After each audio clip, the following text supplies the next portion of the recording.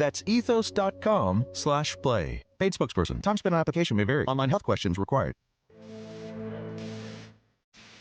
3:17. Oh! Travis's favorite day of the week is here. Welcome to a live Imaging Tuesday. Told you, I got a change of attitude, a change of approach. Presented by Providence. Are you taking a picture of Travis smiling? You're real. No, last week, I'm telling you. Exactly. I've turned the page. I'm just kind of leaning into it. It's like I told you, it's like getting caught in the surf. You just kind of have to go with the tide. That's what Don't try to fight it. It just makes it worse. It's not. I'm just getting. It makes it worse. I'm stuck in the rip and I'm being pulled out to sea. It's just, it is what it is. Just smile. We'll all get there eventually now. At some point. What's happening, man? Good afternoon. Yes, sir. So, you don't have meetings? What now? I don't have meetings. I hope not. No I had a lot of meetings today. Did you? Oh. Luckily on Tuesdays now they try to squeeze them in for between 10 a.m. and noon for me. So Luckiest. 10 a.m. to noon is pretty packed. When Lit is on hiatus. Exactly. Yes, I understand. All right. So where do we want to start? I got surprises for you both. You okay? Both involve Rams. Excellent. Okay. So do we want to start with Travis or DeMarco? Ready? On Go. 3? 1, 2. Oh, we did. Okay. Yeah. 1, 2, 3. Travis. Me. Good. Okay. So you know that your favorite part about Ram season is when you do home games for the post-game show live from Hollywood Park, because the post-game show has one addition Yes. to your broadcast team. Yes, it does. It is always you, Sua, and Emily for pre, post, and half. Mm-hmm. But at Hollywood Park Casino for home games, post-game also includes myself. It does. Now, you know what could make it better?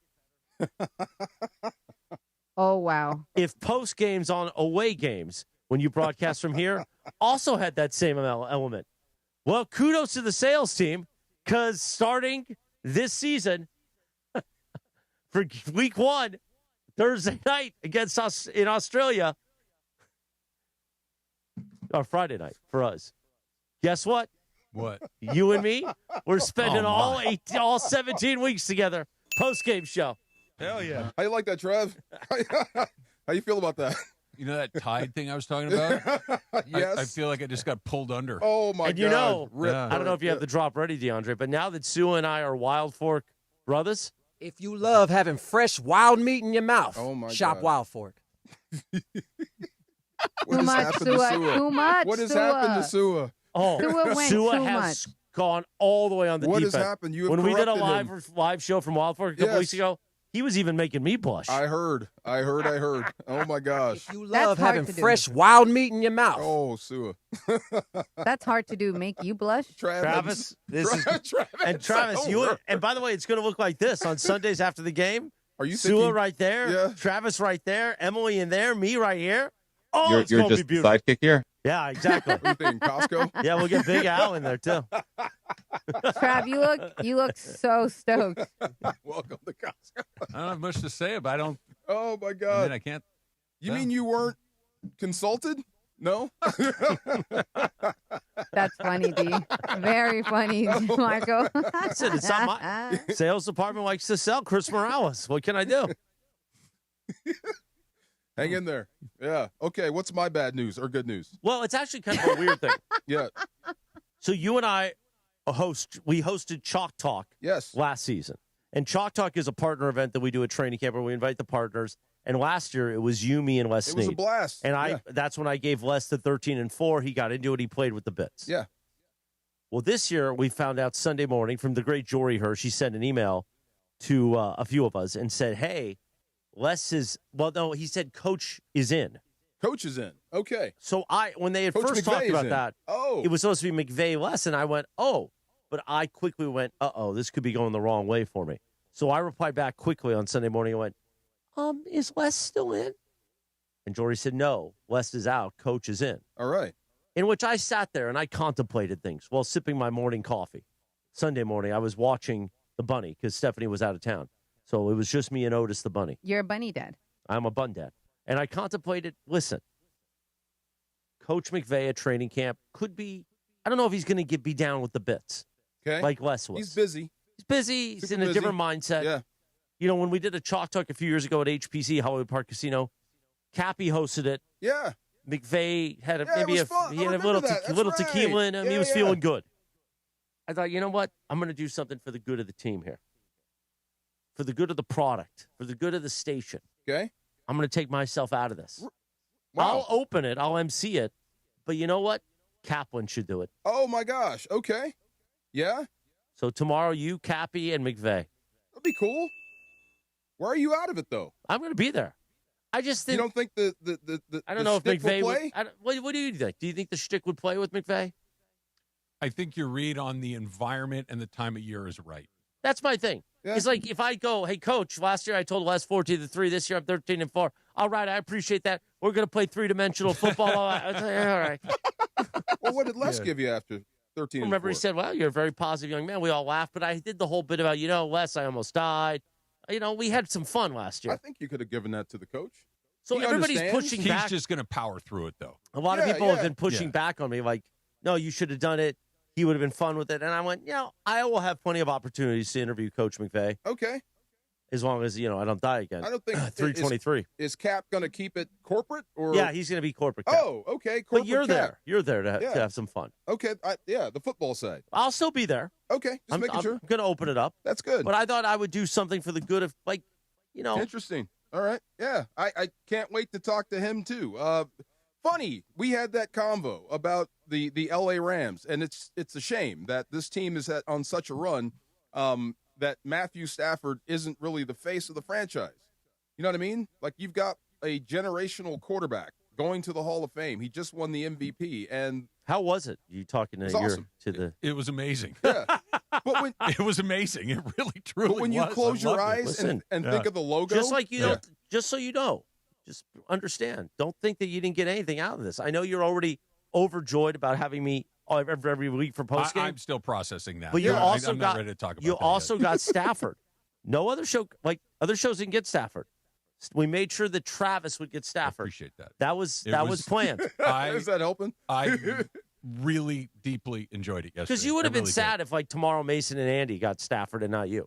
Sad is the wrong. I would have been disappointed that I didn't get to talk Does to that him. really Exactly. happen? People get sad and mad if you get other guests? Not mad, but Oh. look. But I knew yeah, he would enjoy it. I did. It was terrific. Really? Yeah. Oh, okay. There's other players, Well, yeah, but Sure. he's a staff. Oh, Matthew But, Stafford. There's only one MVP There's in only the whole one guy? league. But, I mean, when you close your eyes and think of the logo, what's the first face that comes to mind? The logo of the Rams? Yeah. Oh, Sean McVay. All right. It's not even close. Yeah, that's what I mean. Yeah. I think going back to that point, I think you would have been okay with the same questions to McVay. I He think gets the environment. He may enjoy it. It's a break from coaching for 45 minutes. No? I think your Okay. read is right. I think I should be given points for, making. I'm not Steve Mason here and letting my ego out of control. I put my ego in check and said this would be better content if But Cappy did it. It just tells me that It'd also be better for you the don't more. think you'd behave yourself in front of the coach. I'm not worried about that. Oh. It also would be better for the show that I do every day. Like, let Cappy and Sedano have the McVay thing. I had the less thing. Okay, I see where he's going. You know what I Okay. mean? Yeah, I got you. Okay, It's, just- that works. it's a better thing for our listeners, too, because when we talk about the event, Cappy can talk about it. Come on now. Okay. I got enough. Yeah, I get Travis every week this football season for postgame. I know what that nod God means. has blessed me enough. Oh, this is good. Oh, my gosh. You're okay. Say something, Trav. Come on. I'm still processing. Oh, my. It's not that bad, right? And by the way, that means you give me the whole day because I'll come in early for the Oh, my game. God. So we'll spend halftime together. Difference doesn't make at this point. We're going to spend the whole day together. Great. Just what you ordered, right? I need yeah. to talk to my financial advisor and see how. Oh, I God, you're good. Come Yeah, on. We need to really take a good hard Come look on. at my economics. This is Whoa. wild. Got to be a good teammate. See? Come on. Right? You got to be a good teammate. I know. You were waiting for it today, huh, Chris? Oh, I found out the news officially yesterday afternoon. I said, oh, no, we're waiting. Oh. Wow. Who's the? Can you tell me who the sponsor is? It's two Two? of them, yeah. And you can't You share can't yet. say? Not officially on the second one. The Okay. first one is Life Source because I always talk about the whole house water system. Mm. Oh, yeah. Go suck on that tap like John Ireland and I do.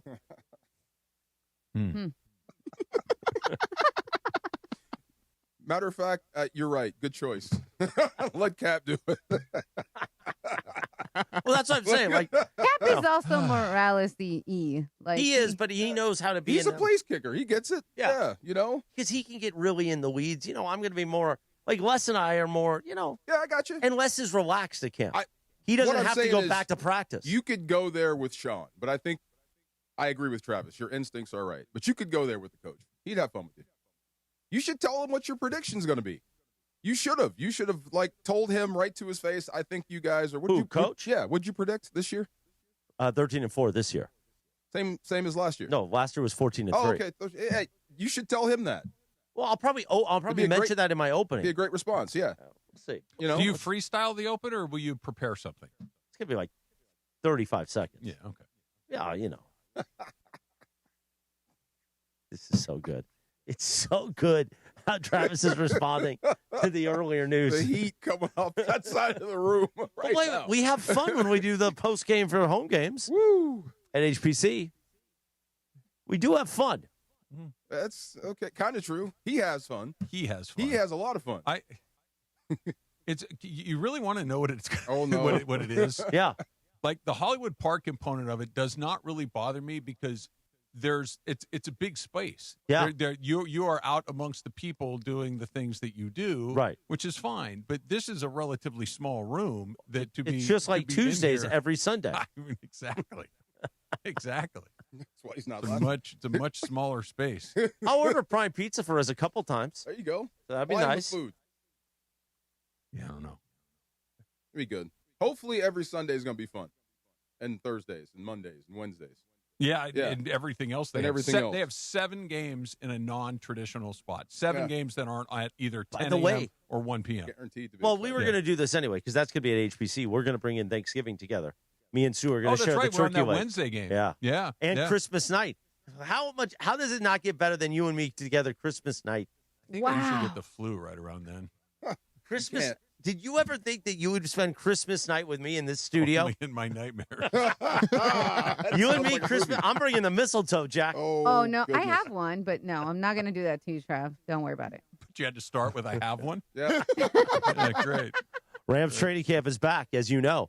ESPN LA's It's coverage going and to affect me content. the rest of the day, DeMarco. I'm just giving you a heads up that With we you. got another 2 hours I've and been 41 through these minutes, days. and Long first quarter. I'm gone. I'm out. I'm lost for the rest of the day. Rams training camp is back. Man. ESPN LA's coverage and content is presented by Pechanga Resort Casino. Play your perfect combination at Pechanga Resort Casino, official California gaming and casino partner of the Los Angeles Rams. Visit Pechanga.com or call 888-PECHANGA for reservations or more information. I need you, dog. Yeah, Block it out. Just block it out. I've dog. been concussed. Forget about that stuff. Yeah. Me and you. Me and you. Me and you. Forget that stuff right now. Let's You go. and I. You're Lock just in. sidekick here. You couldn't wait Yes, till I towards am. the end of the show, am. Chris. No, he wanted to get it out early. I wanted to get out early because I was thinking about leaving early today as like a surprise. Are you But going now to? I'm not going to. It's like it's training camp for me now. Right. The Tuesdays There you go. Let's start Lock doing in, 2 baby. days. I'll Come just on. call you every morning and check in with you. Ooh. That's fine. You know, I like we talking had, with you on we the had phone. Keyshawn randomly call in this morning Oh, Yeah, yeah. really. because he was listening, and then he texted me, why does the show sound so white today? Oh, boy. And it was because we had Geeter. Ah, And I told him to call in, but he said I was at the he was at the DMV, and then he called in after. okay. Wait, Geeter got swag, though. He does, but he's Geeter if you didn't know, if you don't know who he is, like he knows who Geeter is, but he didn't know the voice off the top, so he was a little. At least Geeter has an off switch. Yeah. Yeah, you know what I mean? Yeah. He's Geeter, but he can turn it off. Yeah. Some people can't. Some They're people just Geeter all the time. Right. You know what I mean? some people struggle with that. Right. You're right. There you go. Badly rattled. Tell you those Sunday nights after we get done, you know where we're going? At least where I'm Home, going. for God's sake. No, I'm going to the East Central Hotel, my downtown LA home away from home, right across the street over past Figueroa. East Central Hotel, that's where Cappy and I stay when we're in downtown LA. And that's where you should stay. When you're coming down to LA Live for a game, you're going to a dinner, you're going to the Microsoft Theater, the Convention Center, go to East Central Hotel. Say, hey, I want the Cappy penthouse. I want to be in the Kobe room. I want to be in the Madonna room. Maybe you want to be in the Gretzky room. Go to East Central Hotel. Downtown LA's home of entertainment, eastcentralhotel.com. Or you can call them 213-748-1291. 213-748-1291. Look up East Central Hotel. Go say hi to the general manager, Robert Montez. Say, hey, Jack, I want to be. Is Travis coming back? I don't know. I don't think so. He seems really affected. Is he coming back? You should have probably told him in private. Why? Let me see if his bag's over there. Hold on. His bag's still His there. bag's still there? Okay, he's coming back. Okay. Hey, He might listen, text me. you and I have never done a show by ourselves. Okay, yeah. I mean, let's hope Travis comes back. We got DeAndre and Laura. We'll be fine. East Central Hotel, my downtown home away from home. This is so good.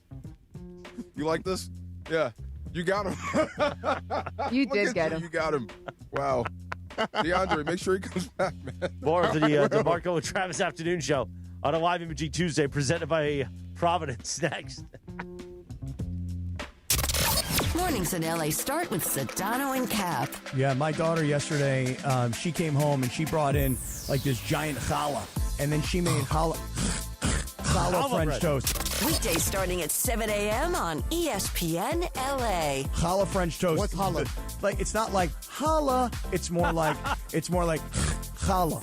So it's like a Jewish style bread, like a big loaf of bread. And the man. challah is a big deal for the holidays. It's kind of like it looks like a trenza. Beto. Looks like a trenza, but it's bread. That's what it is. I was going to describe it a little differently than a trenza. I was going to describe it looks more like a football. You know, No, it looks like a football in a plastic bag. Laces the football, right? Yeah, that's I right. got it. She actually put Nutella on the French so, Steve toast. Berge, that's Ooh. not kosher. Sure. Yeah, Oh, really? I don't think it's not. Did kosher. you put butter on it, though? I did put a little butter on the French toast. Was it kosher Yeah. butter? No. I don't know. It was Lando Lakes. I don't know. The Morning Show with Sedano and Cap. Weekdays starting at 7 a.m. on ESPN Los Angeles. Welcome to Milagro Tequila, where the sun shines, good times roll, and tequila pours. Take a sip of sunshine this summer with Milagro Tequila, crafted from 100% Blue Weber agave for bright flavor and exceptional smoothness. Shake up fresh margaritas with Milagro Silver. Mix the perfect paloma with Milagro Reposado, or enjoy the rich, smooth taste of Milagro Añejo on the rocks. Find Milagro at your favorite retailer, in-store, and online. Tequila never tasted brighter. Milagro Tequila. Please enjoy responsibly. If Twisted Tea Hard Iced Tea was your best friend, it would be the kind of friend that starts an impromptu dance party in the supermarket aisle that turns into an all-day pool party rager at your place, and you don't even own a pool. Twisted Tea Hard Iced Tea turns any day into a legendary adventure. It's smooth and refreshing real iced tea with just the right kick of alcohol.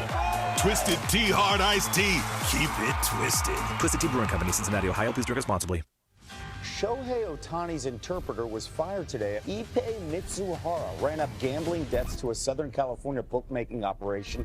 The inside story of the biggest scandal in modern baseball. He was absolutely bananas, the amount of bets he was making. I've never seen anything like it. From 30 for 30 podcasts, this is The Betrayal of Shohei Ohtani. Presented by Gusto. Episodes 1 and 2 available now. Listen wherever you get podcasts.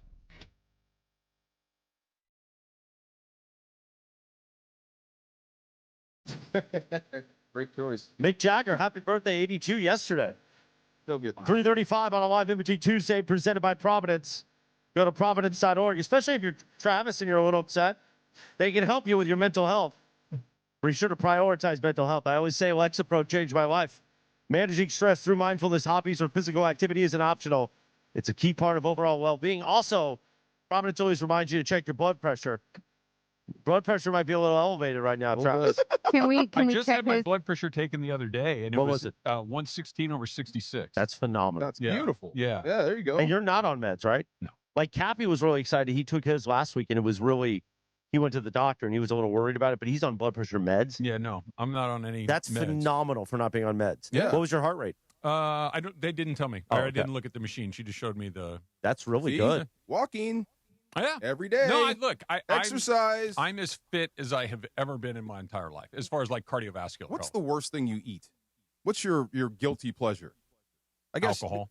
I was going to say besides the martinis. Yeah. Like food wise. You eat a lot of pork? No. No, I don't. I don't Okay. eat hardly any beef anymore. Oh, okay. Lots of chicken. A lot of chicken, a lot of fish. Okay. I'll eat some pizza and some wings and things like that, but then not not very often. There you go. Yeah, but the alcohol for sure. How you doing over there? Good. Health wise. I'm here, aren't I? Well, yes. I mean, I'm here. my blood I'm pressure here. is really good, but again, I'm on meds, so. Oh, okay. Good. Yeah. Well, good. How'd we get into that? Mine's probably a little higher right now. You think so? I bet it is. Why It'll be would- okay. Why do I not look good? No, you look great. Why? Why? What's your blood pressure? I have no idea. Well, that's bad. You don't know? You should take it every morning and night. Every morning and Wait. night. Yeah. Every damn Every night. damn night. Come on. That's excessive, Chris. Yeah. Hey, No, he's it's right. healthy, He's right. especially a bigger fellow like you. He's right. Yeah. As long as I get 8 hours, I'm good. You don't get 8 hours. No. No. I get 8 hours in bed, not sleep. Especially you eat out so much because your wife doesn't cook. Oh. So you really should, Why did check I a even lot of open the door? lot I of just, sodium in restaurant food. Does anybody get 8 hours in this room? DeAndre, you do? Yeah. I do maybe 4 times a week. Wow. Yeah. I'm 10 to 6. There you go. Wow. Yeah. Nice. That's Good sleep. amazing. Yeah. There you go. I Now, can't. I wake up nonstop throughout the entire night. Oh, but you I don't do get it? a full Yeah. At least I wake up one time a night to make Handle a pit business? stop. I used to, but not Yeah, anymore. Not, and then, not after everything. I wake up and my thoughts grab me for 10 minutes here Yeah. and there and fall back out. Keep the phone in the next room. I don't look at the phone. Yeah. I never look at the but phone. when you wake up, I'll probably be up. Or you can call me and we could talk about post There you game. go. we can produce the post We game. can start go. prepping for There that. you Yeah. go. All right. Wow. Have you told Emily? Yeah, I told her today. Okay. Well, what was her response? It was fine. Because Emily knows that I'm a huge proponent of her. Like, yes, last week when they did Rams Revealed, Mhm. Cappy, Emily, and Geeter, Emily blew them away. She hosted that show, and she was phenomenal. She's great at it. So I'm going to work her more into these post games now that I'm part of it every week. You're not part of it. It's your show at this point. No. Yes. What did you just say? I'm going to work her into more of it. Now Yeah, that I but said. that's not my show. Yes, the it Rams is. post game show, hosted by Travis, No, hosted by Sua, Morales. Emily, with Chris and Morales. some other people that will be my. there. I don't do that at HBC. I heard him. No. No. You're just the sidekick here? No. No, I don't. I'm out in the crowd, pressing the flesh, man. But there's not going to be a crowd here. That's the problem. This is I'll play to Sua. I'll throw meat at him. Oh my God. Yeah, I gotta figure some stuff out. Oh my God. Come on. It ain't that bad. Come on. Well, come on. You might be surprised. Come on. Got to be a pro. I have been. Got to be a pro. I have been. I have Do been. what you can when you can. Wow. Tell me this. When we were out at camp yesterday, and I've been going to those camps now for 11 years. They came back. And having seen them all, and Laura mentioned this too, and I agreed with her that the energy, the vibes, whatever you want to call that, were as high and as positive and as not just from the guys on the field, not just from the coaching staff and Les Snead and Matthew Stafford, but the people there. It was more of a curiosity when they first came back. That people were like, oh, we got a team again. And this was diehard Rams people getting fired up to see their team. It felt very different. And I don't know if it's just the expectations of this upcoming season, just the passage of time, but it felt very different to the better yesterday. For the run they're on, that fan base should look something like the Dallas Cowboys. That's what I mean. That's number one. For as good as they've been, as good as McVay has been, all that type of stuff with Matthew Stafford, I mean, the excitement should be through the roof. And it is. The only other time I've seen it look like that in a Rams uniform or in the Rams universe was 2001. 2 years after the Super Bowl team. Yes. Yeah. That version of the greatest show on turf. Ramil had just stepped down. Mike Martz had just stepped in. Okay. He was basically Sean McVay now age-wise. Does that make sense? Sure. Kurt Warner was no longer bagging groceries. He wasn't a story anymore. He was the best quarterback in the league. 2-8 was still that guy. Orlando Pace was still an eraser. So that team knew they were good. Everyone around them knew they were good, and they could live in that environment. And they went out and became a great team. Were they comfortable in that? Very comfortable. Because that was the thing that struck me as all the players yesterday. Because literally everywhere you look, well, that guy's a star. That guy's a star. There's Stafford. There's Garrett. There's McVay. There's Puka. Like, it's just star, right on down the line. And everybody seems comfortable in their own skin, comfortable in their own celebrity, comfortable in their own expectations. It wasn't just, hey, that's a really good team. That's a team that knows it's a really good team and wears it really well. Okay, it doesn't happen often. And this is what I mean. This is such a great environment. It's not just blowing smoke. The Puka thing would have killed other teams if not handled properly. He's upset. They're upset. Everybody knows it. You're still talking about it. Puka is just Puka. Puka's playing football. There are 4 guys that are in contract years that haven't mentioned it once. Look at what's happening in Tampa. Vita Vea wants out before camp even started. Mayfield said he should. He broke off talks. That's a mess. None of that. Because of the first guy you talked about in McVay. They are after one thing. They are sold on getting that Lombardi back from Seattle. That's what you're feeling. You know what's crazy, too? Like, with the same idea in mind, Aaron Donald has been kind of, in or out. That's been a topic for what now? A month, basically? Since about the draft, it's been a month. And you talk about being a distraction. You talk about it being something that could preoccupy everybody's thoughts. They're just like, look, when he's ready, let us know and we'll go. In the meantime, we're going to get ready to go back to the Super Bowl again. To be able to do both of those things, as opposed to every single day, the is he coming or not conversation, it doesn't go like that. I heard this was on the way out, and it's a great point. I love talking to old coaches, old retired coaches. They have so many good things to say. He said he would tell his team it would be an honor. Like, Aaron wants to come back and play with you guys. That's how good you are. You know what I mean? That's how elite this team can be. That's the best in the ball, best in the game wants to come back and join you. See what I'm saying? Sure. So whether he comes back or not, they've got that mentality. They're already going to be good. If he comes over, look, it just puts you that far over the top. But I thought that was a great way to sum that up. This team is so talented and so ready to go right now that he wants to come and join you. Especially, not I'm sure, coming as the savior. Right. I'm not here to fix this. I'm here to help this. Exactly. Enjoy this. I'm here to enjoy this. And I would imagine hearing that, if you're one of those guys that might play a little less, that might get a little bit less attention, because not only is Myles Garrett here, but now Aaron Donald potentially is here as well, and my name might get spoken about. And look, that stuff matters. That stuff is important to people. They're human beings. They have feelings, and being able to manage his return, if in fact there is a return, is going to be a part of that. I don't think it's going to be a huge challenge because of who he is and the way he works and the way he plays and everything else. But, a new guy in the room is a new guy in the room. True. I can't wait to see it if it happens. I don't know who was it. Maybe DeAndre can help me. It was another guy talking about LeBron. I think his first name was Tony. And he was talking about LeBron is not going. Tony Allen. Yeah. LeBron, I'm paraphrasing. He's not going to Pittsburgh to be coddled or to be taken to the postseason and then unleashed. Yeah. If Bron's going to do this, he's going to do it like he's always done it from day one. I'm going to be a grunt, start, all that type of stuff. I say the same thing with Aaron. We have fun. Aaron come back, play third down. Aaron come back, play 50% of the snaps. If he comes back, he's going to want to be a starter. Yeah. Because that's all he knows. You know what I mean? He's going to come back in and be that guy from day one because that's all he knows how to do. Great. Which means someone else is going to have to move over. Yeah, somebody else is going to play less. What did I say? Pittsburgh? Yeah, it's Philly. Philly. Sorry. Thinking the Steelers.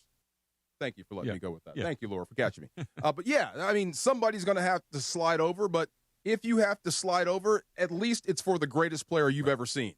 You know what I mean? Not just some political plan. Yeah, exactly. It's like, okay, you're bringing in Denzel to do the movie with. Yeah. Okay. And you still have a choice in the matter. If you think you can hold him off, go. Give it a shot. Go to the next level. Let's see it. Yeah. The minute you make a mistake or you get blocked on a one-on-one, I'm putting Aaron in. Okay, so don't lose ever. That's also possible. Yeah. Tough, but possible. Adam Schefter this morning on Unsportsmanlike, which you hear 3 to 7 a.m. before the Sedano and Cap Morning Show. Schefter does a weekly appearance with Evan, Canty, and Michelle. And he talked about the one wrinkle of this is we all say, Aaron Donald comes back. Yeah, let's do it. Well, we do have the sound from this morning. Is it the 124 cut, though? It's a little bit long. Yeah, it's like 127. Yeah. Yeah. I don't know if we have time because I know we got first pitch. Let's do first pitch next. And then maybe after Far Side. Interesting. Let's play that sound from Schefter because I think that's a wrinkle of it is they'll pull it off, but they're going to have to do some restructuring to make it happen. All right. If Aaron Donald comes back. But I know Bergie's going to come in here, smack around some Dodgers baseball. Plus, I'll set it up. I'll do the rejoin, but then I'll walk out so you can kind of be with yourself because it seems like you're really affected. You're overwhelmed with joy to where you're silent, which I think is fine about this news that you and I'll do post-game every week this upcoming Rams football season. We usually do the last 2 seasons. No, just last season. Just last season. It was just one season. Yeah, we did home games together at HPC, but now we'll be doing each week. And I think that's exciting. So that's next. Something. The DeMarco and Travis Afternoon Show on a live imaging Tuesday presented by Providence. Bergie's next with first pitch and Dodgers baseball. LAFC is on a roll with 4 straight wins, and now it's a showdown at the top of the Western Conference. Sun has gathered and it's scored again!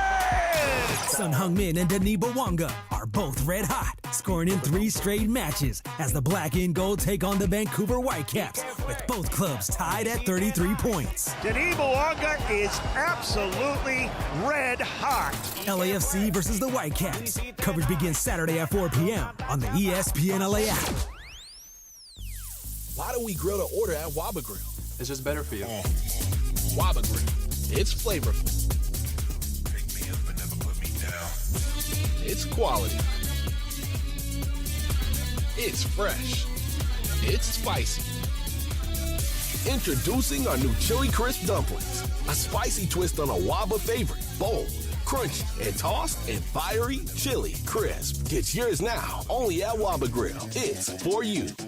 Pechanga Resort Casino is rewarding you on another level with Pechanga's SoCal Tier Status Match Program. Bring in a rewards card from one of 21 eligible Southern California casinos for exclusive benefits. Earn more at Pechanga Resort Casino with SoCal's Best Tier Status Match. Qualified members have a chance to win $25,000 club dollars. Pechanga's limited-time tier match program ends December 31st, and match statuses remain valid through January 31st next year. Offer open to new and existing Pechanga Rewards members. Visit Pechanga Rewards for details. Must be 21 or older with valid ID.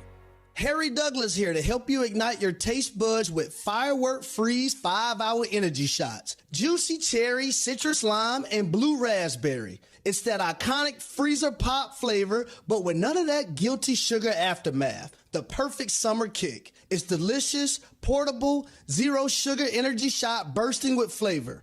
Bring on the summer with Firework Freeze 5-Hour Energy Shots, available online at 5hourenergy.com and on Amazon. Progressive knows you think the grass is always greener, like maybe you ride a motorcycle. But today, it's raining. So you wish you had an RV, but if you did, you'd have to listen to some guy parked next to at a campsite plays acoustic guitar. Now, before you start wishing you had a boat, remember, your brother-in-law would invite himself every weekend. Permission to come aboard, Captain? But one thing that is greener is the money you could save when you bundle your RV, boat, or motorcycle with your home or auto with Progressive. Progressive Casualty Insurance Company affiliates and third-party insurers. Not available in all states or situations. DeMarco's just in here yelling at Bergie about going to a foul. Not yelling, just I hate what he said though. 350 on a live imaging Tuesday presented by Providence. Are you that fortunate, son, Jack? Travis is, because he gets to spend more time with me this fall. So how do you feel? Are you excited for the... Not ready to talk about it. Learn more at providence.org and be sure to stay ahead of your health. Annual checkups help track key numbers like blood pressure. Travis just gave us his blood pressure. It was amazing. 116 over 66. Cholesterol and good. blood sugar, so you can catch issues early, even before symptoms appear. Look at the side.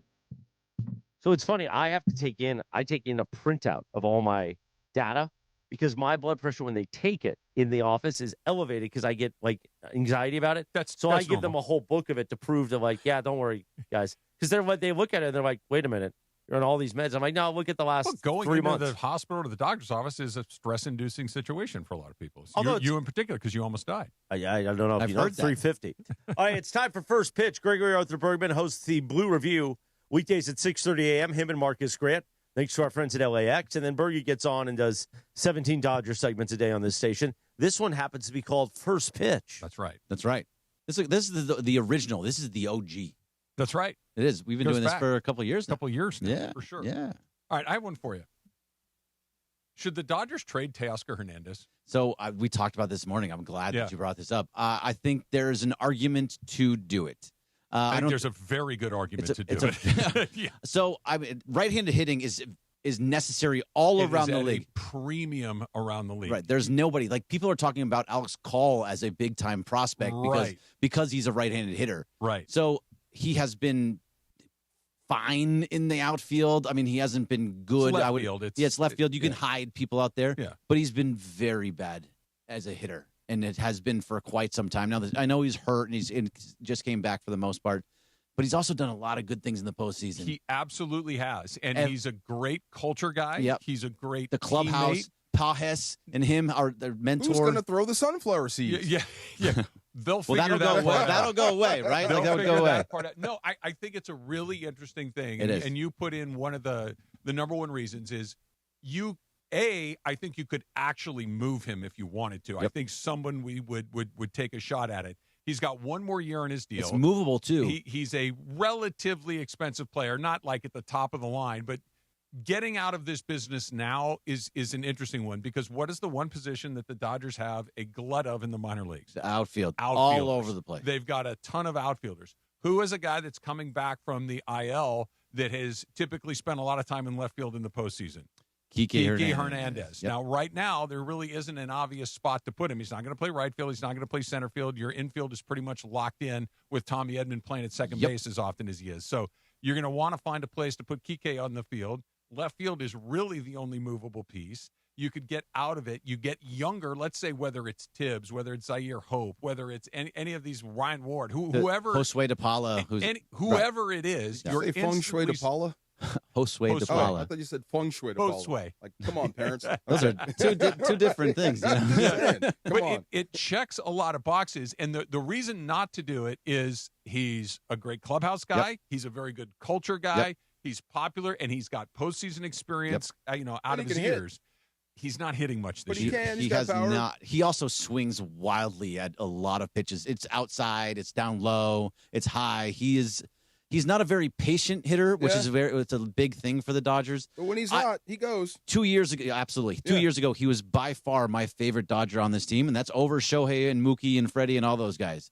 Teo was the guy that did everything for them. And now last year he was okay when it got to the playoffs, but he's been bad. What's the holdup? If it's time to move on, it's time to move on. Well, the holdup is he's under contract for another year next year, so he's on your roster for next year at a it's like what is it, 15, 18 million. Something, it's like a that. Movable contract. It's movable to where somebody would do it, but this is probably your last chance to get away from it if you want to get away from it. And it's not like there aren't lots of good reasons. The downside is, and again, the Dodger culture is really strong, and it starts at the top with Dave, and it goes right on down. But Teo's a big part of that culture. Teo is, I think, one of those guys you hear about this on baseball teams all the time because you have so many people from so many different places. You have American players, you have Dominican players, you have Cuban players, you have South American players, and you got where Dalton Rushing's from. You've got you got Mars or wherever he comes from. You've got all the Asian players. There's a special place for Dalton. There are a lot of guys, and baseball is very cliquey. Like you need a guy that can kind of go around in these different groups and be accepted by all of them. That's your guy. Your ambassador in all of these places is Teoscar Hernandez. He's the guy that can move in all of those groups seamlessly. Everybody's happy to see him.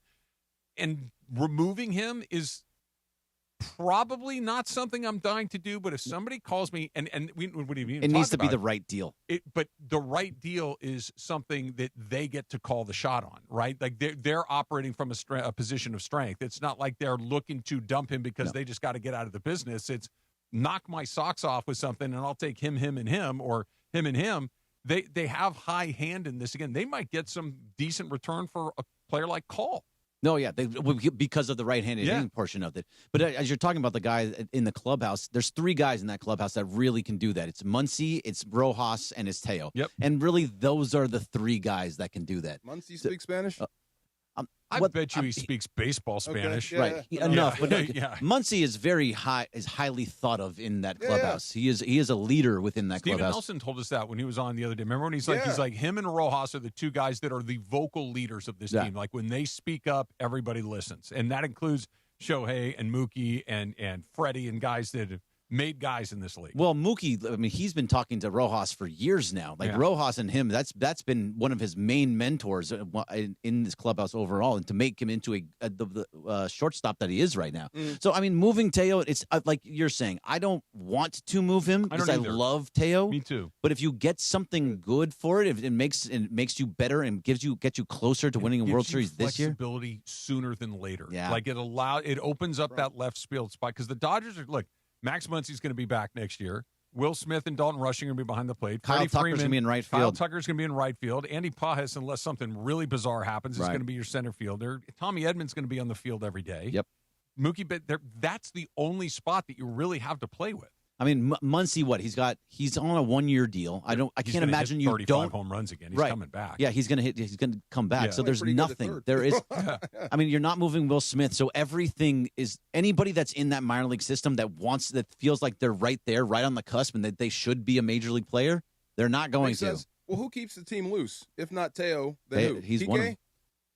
Kike's a different type of loose. Kike is a screwball loose as opposed to hey, everybody take a deep breath and relax. Okay, so it's not Teo who keeps you loose. Yeah, it's a good question. Yeah, like Kike is like a Cappy type of loose, like you just like, oh, you're a funny guy.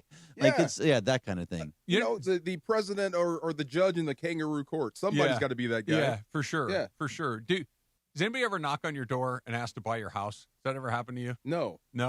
Okay, so that happens occasionally. I would immediately check my 6. Right. No, so it's one of those. Hey, we're looking to buy in the name. Blah, blah, blah. If you've ever had any interest, and my answer is make me an offer. Okay. Right, and it's one of this. And I'm basically like, if I can 3x the value of this house, I'll move out tomorrow. Okay. But if you're just looking to pay the going rate, then I see I'm what you done. mean. So somebody would have to come to you with an offer. Come in here. Hey, we're interested in Teo. Well, I mean, make me an offer. Like, nah, I'm not. Okay. That's for any. You have to pay the premium. I would sell high. The thought is that the team that would want him the most would be New York, would be the Yankees. Because think about it in that with that short right porch, with the way he hits home runs, especially at Yankee Stadium, what he's done there. That's a space where you have Judge that's injured, probably going to come back. Bellinger's down now for a little while, so they are looking for outfield help. That I just don't know what you would get in return for him. But you can stock your minor league system too if you need catching depth, if you need whatever you're a little short on, you can reload on. You know what I mean? Like, it doesn't have to be major leaguer for major leaguer. That's probably not what you're looking for. You're looking to promote one of these minor league guys anyway. No, that's what Dave Roberts has been saying since for a couple of weeks now, is that we're probably going to be sellers at the deadline because we're going to try and help our organizational depth because you don't know what's going to happen. Now, the only person that I would go after, and this has been a conversation over and over again, I'm fully on board with the Skubal train at this point. Thank you. Fully on board. They've lost 3 in a row, right? The Tigers? Yes. Yeah. Yeah, they're moving further and further away back. And if he can be someone, especially with we all think that Shohei is going to pitch, granted, but if he doesn't, you need another guy there because who knows what's going on with Glass now. He's now pitching to people. Snell has been injured a whole bunch, and you have Yamamoto, but you're fine. Keep him out of Milwaukee. Yeah, well, there's that portion of it, too. Keep him out of Milwaukee, keep him out of Atlanta, keep him out of Philly. I think you're on board with that. Philly's the one that really scares me. Yeah. I don't want him and that other Milwaukee flamethrower scares me. Well, that's true, too. Yeah, Milwaukee wouldn't be much better. You're right about that. Think about Milwaukee. Like their run differential is right there with the Dodgers. The Dodgers are far and away better than everyone else, but Milwaukee's right there. They're a half game back. They are a team that just gets on base and can just kills you by 1,000 cuts, right? Little hits here, there, over and over again. And they have Mizorowski, and if you put Skubal with it too, that is terrifying. What's it going to cost? Because the price is going to be through the roof. They have it. The Dodgers have it. I know, but what are you going to have to give? Probably a major league starter, like that's pitching like a Robleski or a Sheehan, something like that. Because again, okay, cool. And then a handful of prospects, probably at least 2 or 3 prospects, and probably high level prospects. How many prospects can 100. I lose before I lose? The Dodgers, before I dent my future. The Dodgers have more than their fair share. They have their minor league system is the number 1 rated minor league system, and they have more good players in their minor leagues than anybody else too. Then if he becomes available, you almost have to get it. Yeah, they might. They're just apparently what they're saying is that they're just waiting for him to officially become available, and they're going to go full force. Waiting for the green light. Waiting for the green light. God, I mean, everyone will hate it, but who cares? Does that help at this you? point, because having Skubal here is almost unfair. It is, but I agree. It's more than that. You're keeping him from them. Yeah. I mean, it's I don't really care either, but I understand the other side of you got to have. You've talked about it. You've talked about it a lot. We've had this conversation a lot, but you said it. I think just the other day, no National League team has ever won 3 in a row. Nope. This would be a really good shot to do that. There's going to be a work stoppage. This is a really good time. All these guys are getting old. All those guys you talked about are from like 32 to 36. That's the best reason, I think, to go re-sign Freddie, go and try to get Tarek Skubal, is get this stuff on the books before the rules change. Yeah. I think that's the number 1 driver to go do something like this, and then everything else is right behind it. How many NL teams have had a shot at 3 in a row? Reds had a chance. Which Reds? like in the 70s. 70s I think they won Reds? two Yeah, the in a big row. red machine. Yeah. Okay. Yeah, not many. Okay, not many. No. I mean, when the Giants were winning in the But they were every 2010s, other it year. was They every never other back-to-backed year, it. right? It was never back to They back. never back-to-backed it. They did 3 and 5. I mean, I guess the Braves had a chance when they lost over and over again But in they the World only, Series. they only won one World Series. Right, You but gotta they were win just two in a row. there. Yeah, they were there, but they weren't winning. Yeah. First pitch, right there. Yep. Good job, Boom. Greg. Thank Go you, see sir. a chiropractor. Little I far think side. I might, actually. Yeah, CBD bomb. Yeah. That too. I'm going to do that, too. That works. The Rams training camp is back. Tune in tomorrow from noon to 3 for Mason and Andy Kamenetsky. Live from Rams training camp at LMU. Training camp coverage on ESPN LA. Powered by Waba Grill. Waba Grill, it's for you. We've got the 4 p.m. Waba Grill hour coming up. Gosh, I could go for some Waba Grill tonight. Yeah. Cappy and I are going to be walking the streets of downtown LA. We might walk to the one in downtown, the Waba Grill in downtown LA. I can't wait to what, because, he listens to Lit all day long. He enjoys to give the recap of Lit on Wednesday mornings. Does he really? Yeah, he does. Does he take notes and then I tell think you, so. like, hey, this is what you said at 4:02? Wow. I can't wait for his feedback on how Travis has reacted today towards me. That's next. We'll do that and the Far Side Let's go. on ESPN LA. Hi, this is Sean McVay of your LA Rams. The Rams play here. KSPN, Los Angeles. 710 ESPN. A good karma brands radio station. The personalities you know. The teams you love. First down throw, right side screen. Puka with blockers. The 10, the 5. Now they're cooking with gas. Touchdown Puka Nacua. Touchdown LA from down 21. The teams you love. The station you spend time with every day. LA's mega sports station. ESPN LA 710 and the all-new ESPN LA app.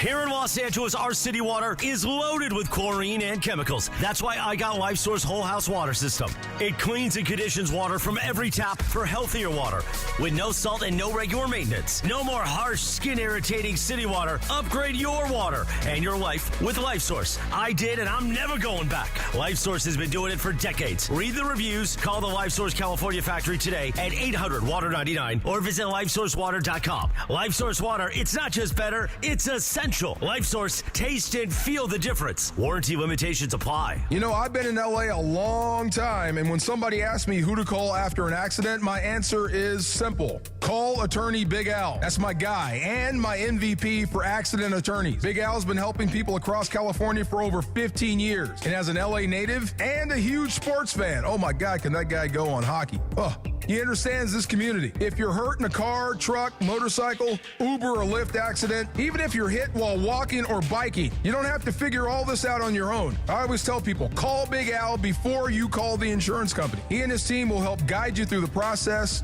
protect your rights, and fight for the compensation you may deserve. Big Al and his team are available 24/7. They never close. Consultations are free, and if there's no recovery, there's no fee. Just one call can make all the difference, my friend. So make sure you get this right. Call attorney Big Al right now. 1-800-HURT-123. That's 1-800-HURT-123. Attorney Big Al's attorney Ken Klein, based in Los Angeles. Prizes, flyaways, even cash money. You want it? We've got it. Find a list of all contests and official rules by visiting ESPNLAcontests.com. That's ESPNLAcontests.com. And it is the DeMarco and Travis Afternoon Show right here on ESPN LA. The Far Side. And it's time for the Far Side, presented by our friends at Highlands. The Far Side. Weekday afternoons at 4 p.m. Time for the Far Side with DeMarco Farr, right now on the Travis and DeMarco Afternoon Show on ESPN LA. Week 11, Travis. What's week 11? That's the bye week. All right. Just so you know. Good to have a goal. Have a focal point in the future. And the week before that, the Rams are in Arizona. So that's 2 good weeks. What do you mean bye week? Why is the bye week important? I know why they're bye week. Oh, I got it now. Okay. I'll call you. Don't worry. By the way, I was going to tell you, 406 of the Southland. Yeah. It is a live imaging Tuesday presented by Providence. DeMarco's got his Far Side, but I'm going to jump out for about 20 or so minutes. Why? I got a huddle with Tommy Lamb. Oh, all right. So miss me while I'm gone. Definitely. I'll be back shortly. I will miss you desperately. Okay, so think about, I want you to get your mental Rolodex up and think of all the quarterbacks that have ever played this game. Did we finish off the white running backs, by the way? Oh, well, unofficially, Unofficially, yes. did Geeter call in with a few more? He had Brian Piccolo. That was a good one. I think the last one we put on the board was Rocky Blyer. Rocky Blyer was the last one. Anyone say Danny Woodhead? Yes. Woodhead we got. Okay, there you go. We got a good 20. Call in, text in if you got any more that we forgot. Just funny. But when you think of all the greatest quarterbacks in the world, so put yourself in one of these game show situations. What's that Korean game show? Squid Games? Squid Game. Squid Game, one question for your life. If you had to win one game tomorrow, what quarterback would you pick from history? Joe Montana. Joe Montana would be your guy. Yes. DeAndre? Tom Brady. Tom Brady. Laura, anybody back there? Brady. Brady. Me too. Yeah. When does Stafford come in? One game for your life. He's on the list. He's moving up. But he's like Joe Montana. What did he go in Super Bowls? 4-0? Yeah. Tom Brady went 7-3. I think I'd go with Cool or Brady, but I mean, I think you talked to the guy yesterday. Yeah, it was amazing. You're sitting right next to him. It's so funny. It's different. It is different. His aura is different. Yes. It was really something to see up close. Yeah, it really was. I can't tell you what that does to the rest of a football team. I bet. I can tell you what it feels like not to have that guy. No, I bet that's true, too. And having that, it means the world. So it just got me thinking. Now, this is an LA thing. Now, there is a person in the room that is, we're in the shadow of the crypto arena. Yeah. And there's a Spurs fan in the room. Did you know that? Mm-hmm. You did know that? Yeah. Like, she actually wore I've known that for like an hour and 25 minutes. A Spurs jersey in that building. How dare you? That bothers you a lot. It does. Yeah, I know it does. Have some respect. Yeah. She's a Spurs fan. But you're in LA. It's called loyalty, DeMarco. Come That's on. not loyalty. That's like the guy showing up to training camp wearing Niners gear. That's not loyalty. That's weird. That's making that's saying something. That's a taunt. I do respect her for wearing the Spurs jersey. Was it a Spurs game? Yeah. Spurs versus Lakers. Yeah, see, then I respect that because that's her team. Now, if you're wearing a Spurs jersey and it's like a Laker, Celtics, Laker, whatever, no. that's weird. Well, the conversation was your father is a Spurs fan. Yes. And he gave you the choice, and you chose Dad, which means Spurs, right? Yes. So I was saying L.A. is a complicated sports town. Very. Very complicated. Is that fair for everybody? Complicated sports town because Spurs, Cowboys, this is her, and Dodgers. Sure. That's weird. If you go Cowboy fan? Yeah. Oh, God. See? But if you go to Pittsburgh, Chicago, everybody, well, at least Chicago White Sox, everybody's on the same page. Right? Mostly. For the most part. L.A. is complicated. Do you think L.A. undervalues Matthew Stafford? Say that again? Do you think Los Angeles undervalues Matthew Stafford? No, I don't. I think they know what they have. I think they undervalue the Rams collectively as far as what they have at the moment. But no, I think that the people that are Rams fans, the people that understand how hard it is to win the NFL, understand exactly what it is they have on their team. Okay, Rams fans know. Yes. But it should be universal. Maybe it's because he is a quiet guy. Yeah. He's not out in front. Maybe he should be a little bit, play the LA game a little bit. Maybe, but that's not who he is. I think the thing that resonates with people is being yourself, and he always appears to be himself. I think that he's incredibly popular here. It's just that the Rams are not the Dodgers or the Lakers, and the Dodgers and the Lakers are still, King Kong and Godzilla in this town, and the Rams are still, climbing the mountain. Still building their identity. Yeah. Even though they've won a Super Bowl here as early as far back as 2021. Just time. And sorry, that was Madeline. See, I'm not sure about the intern rules. Are we supposed to mention their name on the air? That's Madeline. That's Madeline. That's fine. It's fine. Is it really? It's fine. Well, I don't know. We're gonna get in trouble. I get you. Can I say your name, Madeline? Well, you already have. Yeah. I mean, now you did. I did. Okay. Hi, Madeline. Just making sure, trying to do good business. You got to bring in like a cowboy jersey or something during the season, Madeline, and really shake DeMarco up. No, we won't do that. Nah, I hope not either. Will you stop? Yeah. But I did consider how he got here and who was here when Matthew Stafford landed in Los Angeles. Mm-hmm. It was very crowded. You had LeBron, Shohei, Mookie Betts, and Clayton Kershaw. Yep. The Mount Rushmore of sports in this town. Anthony Davis was here too. AD was here too. Yeah. It's a very crowded Russell Westbrook. market here. Yeah, Russell Westbrook too. It is, and it's funny. Like there are guys that are really good players on teams that when he got here, Shohei was here, but he wasn't Shohei because he was on the team that no one pays attention to. True. Like Mike Trout is still, do not pass go straight to the Hall of Fame talent, but we'd list 40 guys before we got to Mike Trout as far as like famous people go in this town. This is true. Yeah. Very true. But the other thing is, I think Detroit or his career in Detroit kind of hurts him. Or how would you sum up his national narrative? Like Tom Brady is Tom Brady. He became the standard. Mm-hmm. If you had to kind of sum up Matthew Stafford in a sentence, a pitch, how would you do that? It's kind of tough. I think it's still being written. He finally got to the right place and was able to showcase everything he can do. That's how I would summarize Matthew Stafford. Okay, that makes sense. Yeah, because I like that. You can't throw any cold water on what he did in Detroit, but the Lions were just such an ineffective franchise that no matter how awesome he was, it's like it almost didn't even matter.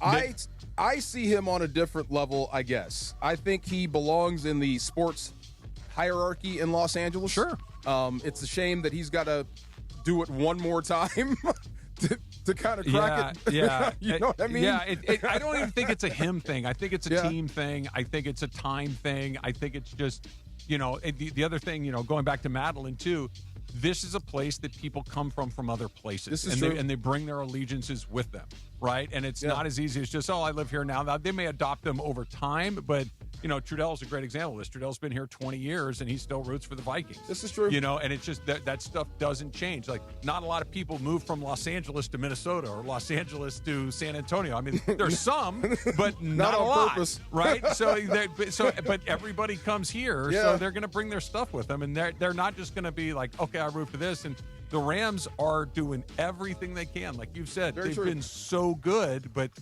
the Lakers were here when my grandfather was here. The Dodgers were here when my grandparents were. It's like it just takes time. Well, I did congratulate him on the MVP. I did too. And you did too. Yeah. I did it, got it out of the way. Yeah. But it's weird when you talk to him and how he makes you feel and how good he is that you would look him square in the face. If this was a real thing, it does not matter. Yeah. But to become an LA icon, you have to do a little bit more. Yeah. That would be wild, right? Tough town. You have to do a little bit fame more. Fame is good, oh but my God. fame over a long period of time is better. Let's talk more about Matthew Stafford. I want to talk Wait, there's about one guy. We have a running back real quick. Yeah. Anthony in LA. Got a name for you guys. What do you got? Oh, Rex Burkhead. Oh, Rex Burkhead. Hey, he's a baller. Great call. Very good one. Let me write him down. Good there job, you go. Anthony. Yeah. Good stuff. Rex Burkhead. Rex Burkhead. Yeah. Good call. And this, should we have some sort of rule like pre-1960 doesn't count? No. Everybody. Okay. Bring them all in. Okay. Yeah. You see the list isn't long. Well, but before the 60s, it's quite long. This is true. Well, Dean Connors is on the Rams roster. That's how we got talking about this. That's terrific. Yeah. I think we're going to start the Jason Sehorn list next. Why not? The white cornerbacks. Yeah, we can. Cooper DeJean. Right, baby. Yeah. Sehorn. Yeah, Sehorn and DeJean might be the end of that might be the list. Yeah. Let's talk more about Matthew Stafford and what we got a chance to talk with him yesterday. And DeMarco, look, I've done this a long time, and I thought that I could cease to be surprised, and I was wrong. All right. We'll get into it next. It's DeMarco and Trav on a lit Tuesday on 710 ESPN. Mornings in LA start with Sedano and Cap. So the other day I called Mike Trudell off air. Guess who answered the call? Yep, it was Mrs. Trudell. Weekdays starting at 7 a.m. on ESPN LA. Why you gotta make it weird, man? Is wonderful. I adore her. I'm not sliding into her DMs now. I'm on the phone. See, like, now, were you nice about it? Like, if I called Bergie and Mean Gene answered, I'd be like, hey, how you doing? I called Bergie. I'd be a real a-hole. No. Here's what You would not be an a-hole. Here's what Cappy But did. that's not the thing against Mean Gene. If I called Beto and his Heino picked up, I'd be like, 3 in the morning. yeah, I'd be like, no, I called Beto. Can you put Beto on the phone? I was very nice. He's in trouble right now. Lo tengo amarrado. I just acted like his mom answered the phone. I was like, hi, is Mike home? Can I speak to Mike, please? Hi, Mrs. Trudell. Is Scotty home? Right. The morning show with Sedano and Cap. Weekdays starting at 7 a.m. on ESPN Los Angeles. Football season is back, And ESPN LA and Waba Grill have your chance to win. Tune in to the DeMarco and Travis Afternoon Show the week of August 3rd for the Waba Grill Trivia Question of the Day. Be caller number 7 with the correct answer, and you'll score a $50 Waba Grill gift card. Every daily winner is automatically entered into Friday's random drawing for an unforgettable VIP game day experience. Listen all week on ESPN LA. Waba Grill, an LA original. Every 40 seconds, a child is reported missing. That's 2,000 children every single day. It's a heart-wrenching reality that we can no longer ignore. Find the Children is a non-profit organization dedicated to helping find missing kids. You can be a part of their mission by donating your unwanted vehicle, running or not. Call 1-800-294-0222. We guarantee that you will receive the maximum tax deduction. We provide fast, free pickup with 24-hour response. Call 1-800-294-0222. Find the Children provides crucial resources to help find missing children and educational materials to teach kids how to recognize and avoid predators. Our recovery programs have a proven track record of reuniting kids with their families. It's time to act. Donate your unwanted or unused car. Help us build a world where every child is safe. Pick up the phone and call 1-800-294-0222. Together, we can bring these kids home safely. This advertisement was paid for in partnership with Cars R Us and Find the Children. Yo, this is Jerry Garcia. It's your boy Concrete. And you're listening live to the 710 ESPN Radio, the best show, 3 to 6, DeMarco and Travis live. Let's go. More DeMarco and Travis right now.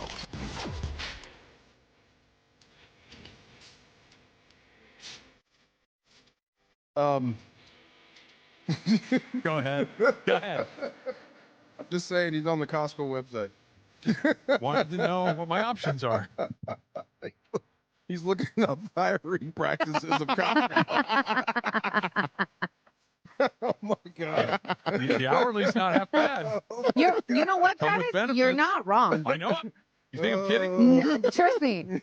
Look. I don't care. Let me help everybody out there that's in the sound of our voice. If you don't have an escape plan wherever you are, You're doing it wrong. You're not doing it wrong. You're not doing it right, right? Yeah, you need a, and I'm not saying that it's, that you can't be happy where you are. I'm very happy where I am, or at least usually. But you need that off ramp just in case, right? And that seems like a good off ramp. Picture you putting the goggles on, diving out of the red plane. vest, right? There you go. Yeah. Listen, that's not a bad job. I No, know a not few at people. all. I Not know at a few all. people who have been there because their starting rate is not bad. But if you've been there for a few years, it's even better. Laura, you know what's a great job? Pre and post game. It's a great Hey, you know who would be great for that? Travis Rogers. Yes. Yeah, that's what I'm saying. I went and got my new pair of glasses. I get my glasses at Costco. Yeah. And I went and got them, and I was sitting with the woman who kind of fits you and does the tests and all that stuff. And we were talking, and she, to Laura's point, she's been there like 12 years, gets bumps, gets promoted. I'm like, really? She looks happy. She looked like she was having the time of her life. She doesn't have lit. No. she looked like she was doing just fine. Oh, man. So we'll see. I don't know. I'm sure everything will be just fine along the way. I have done radio in one shape or form for 33 years. Ooh, okay. That's amazing. Yeah. I thought that I could cease to be like, hey, man, this is really cool what I'm doing right now. Like at the beginning of your career, happens all the time. Mm-hmm. And then the longer you go, it's like, okay, that's pretty cool. That's pretty cool. But then it's like, man, I've done most of the things there are to do. Sitting with Matthew Stafford yesterday was one of those moments like as it was happening, it's like, this is really cool. Yeah. I'm really enjoying this. That's the MVP of the league. He was engaged. We were having a conversation. He was thoughtful, and he's got that aura, DeMarco. He's got that presence that those quarterbacks have. And I've been around, NFL quarterbacks before, but it was like this elevated sense of I'm in complete control of what I'm doing. I know exactly how to do this. I'm fully aware of how good I am at this, not in an arrogant sort of way, just in I've been doing this a long time, and I've got my pulse on exactly what it is we need to do. I loved talking with him yesterday. It was fun. I get the feeling that, when we bring up his age. Yeah. He looked good, by the way, He too. looks really good. Yeah. Like, have you gone back and look at the anthology of him, of like his headshots? Yeah. His head looked 2 sizes bigger in Detroit. Yeah. You know what I mean? He looks completely He's in different really now. good shape. Great shape. Yeah. He can do this for a while. Yeah.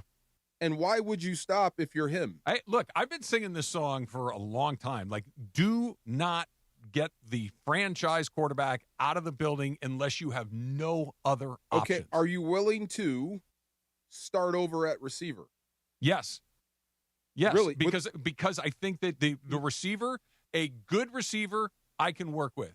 A good quarterback, now everything else has got to be really, really good. I think that the head coach and the quarterback, those two guys together, we could argue till the cows come home about which is 1 and which is 1A. I don't even care. Put them in any order you want, coach and quarterback. If that's right, I can figure out the rest of it. And right now, the coach and the quarterback are as right as it could possibly be.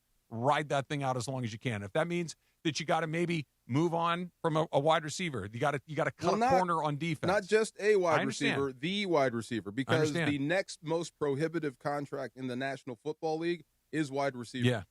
So if you're thinking this guy elevates people and makes them better, and you needed to go a little bit cheaper, which would cost you guys like Devontae, cost you guys like Puka, you'd move on to the next. Would you be okay with that for the next 5? I would be more willing to move on from that than I would be willing to move on from the quarterback. I completely agree with you, 100%. Yeah. Because here's the thing, DeMarco, too, and this has nothing to do with Puka. This has nothing to do with Devontae as individuals or as football players. They're both incredible. Matthew Stafford has set records with Calvin Johnson, who was also incredible. He set records with Cooper Kupp, who was also incredible. He set records with Puka Nacua, who's also incredible. But there's one common theme between him. Like those other, they didn't do it with another quarterback. You know, Puka Nacua, Cooper Kupp up in Seattle had a nice year with Sam Darnold, but it wasn't what we saw with peak Matthew Stafford. Yeah. We'll see what Puka would look like if he had to go somewhere else. Hopefully we don't have to find out. Hopefully he stays here for a nice long time. But that's the common denominator is number 9. Like, he's the one guy that's through here. And especially with McVay, I believe that McVay, with Les Snead, his ability to find guys later in the draft, Puka in the 5th round, Kupp in the 3rd round, like, they're really good at maximizing that value. I don't know if that same philosophy, that same trick applies to quarterbacks. I think the quarterbacks just have to be that dude, and you got one. Yeah, I 100%. In a couple of years, whenever he does step down, and this is the cool thing, I think Ty Simpson will be ready. He will be ready. He'll be in this offense. It's not something you're going to have to hand to him like Les needs it, like day one. We just drafted you in April. We expect you to be the starter in September. That's not going to work with Sean McVay offense. Yeah. One thing is going to have to happen. Either you're going to be bad at it, or he's just not going to be ready. Right. Or you're going to have to tailor your offense. Right. You know what I mean? So I think Ty Simpson will be ready, and to make that pick pay off, I think Stafford has to be here for the next 3 years. 3. At least 3. I was thinking at least 2. 3 sounds good. I'll sign up for 3 right now. And that third is you probably turn it over to him mid-season. Yeah. That would be a tricky transition unless he's fully on board with it. I mean, that's 40. Everybody starts to come back around 40. Yeah. But what if he's still cranking? Then you just, and at some point in time, man, I want to play. This is a future problem. Yeah. And one of my favorite expressions is more of a baseball, but these things tend to take care of themselves. That rarely do you get a decision where, man, I got 6 guys for 4 spots. That doesn't happen very often. Usually 2 guys will fall by the wayside just because life happens. What was the other thing we were talking about, DeAndre? Oh, 10. There are 10 teams. Is it 10 teams starting with new quarterbacks this year? Correct. Yeah, 10 teams are coming into this year with a different week 1 quarterback than last season. You got the Raiders. Kirk Cousins is in there now. Yep. Aiden O'Connell, remember him? Mm-hmm. That was last year's starter. In Minnesota, Kyler Murray's probably going to start. Mm-hmm. J.J. McCarthy was their starter last year. Malik Willis in Miami for Tua. Tua is actually going to start in Atlanta for Michael Penix. Daniel Jones, did he start week 1? Yes. He did. Okay. So Anthony Richardson's last start was when? The season before? Yeah. Yes. Okay. And then Aaron Rodgers, I thought he started week 1 too with the Steelers. I thought so too. Me too. He did, yeah. Mason Rudolph did not start week 1. Yeah. That was Aaron Rodgers. Geno Smith for Justin Fields. Jacoby Brissett is starting in Arizona for Kyler Murray. Who do you think wins that job, Watson or Shedeur Sanders? I think Watson. You think so? I think so, yeah. Shedeur's putting on the heat. He's doing all the I'm the guy stuff. I think they're blank regardless. But doesn't money taking true? But one of them's got to start. Yeah, true. No, I'll say doesn't money taking a factor of that? Like, hey, you're like one of the highest paid quarterbacks still in the league. Like, you still. I don't think it matters with Cleveland. You know what I mean? They already messed that up so much. I don't think it matters. And I have not seen him in camp this year, and time has passed, so who knows what this means. But the last few times we've seen Deshaun Watson, he was awful. He looked bad. He was not just. I mean, awful. Yeah. And they get dangerous. At least with Shedeur, there's the possibility of improvement. He's still a young guy. He's still learning his way through the league. Whether or not he'll be a good player, I don't know. But Deshaun Watson feels like he's on the downward slope of his career. Could be. At least Shedeur may be on I'd the like up. to see it. And you're right. If it's even or close, the guy that's being paid the most money will probably go out there. But if you don't start Shedeur, it will be so loud in Cleveland. Yeah. So loud. This is why I go back to be careful if you draft him. Do you remember who started for Cleveland week 1 last year?